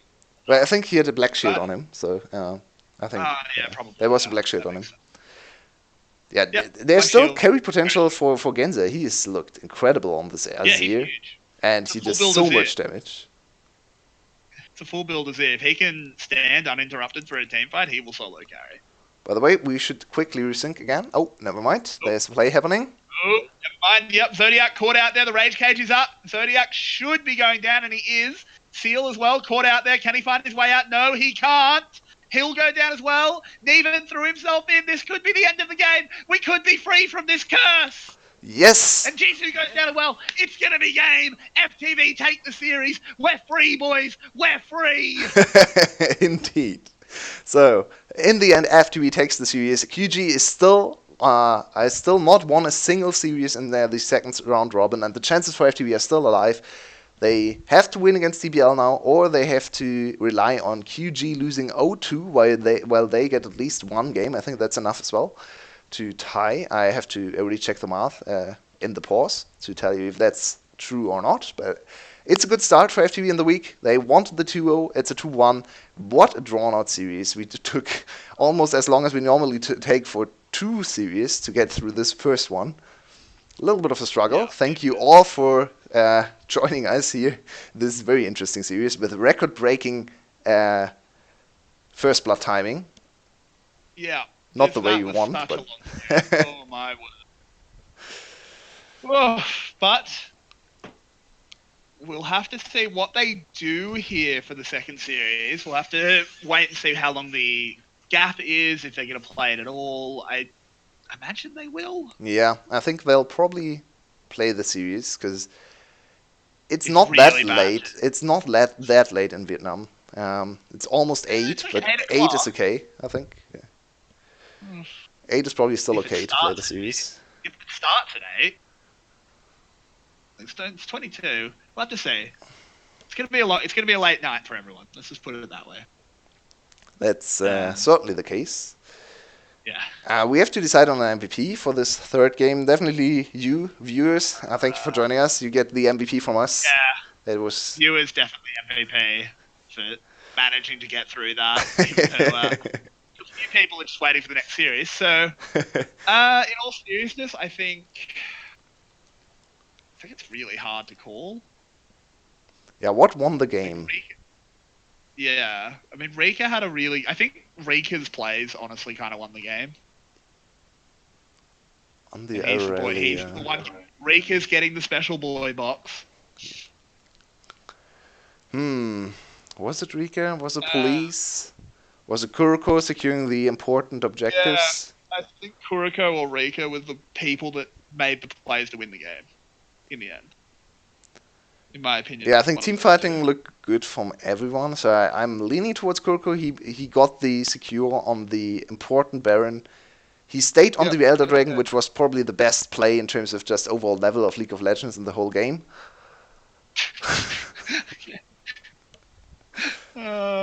It's sad that that's true. But yeah, I think I agree with that. I'm happy to give that MVP that way. So let's give it over to Kuroko. He secures his third MVP on our stream. Rika got the first one for the first game, and then we gave one MVP over to, I don't even remember anymore, Jisoo, right, for his great ADC play in Game 2. Genza definitely a candidate for this third game as well. He had a great Azir performance, was almost able to carry his team. But the rest of the team too heavy. Get out and lose MVP. Okay, so we'll have to see how long the pause will be. If there's a second series, we'll be back for the second series. If there's no second series, we'll be back tomorrow. Yep. So let's see what happens there. Thank you all for watching and enduring this first series. Helping us get through this. Yeah, definitely. Couldn't do it. And let's hope for better technical setup for the second series. No tech issues anymore. See you in a few minutes or tomorrow. See you guys.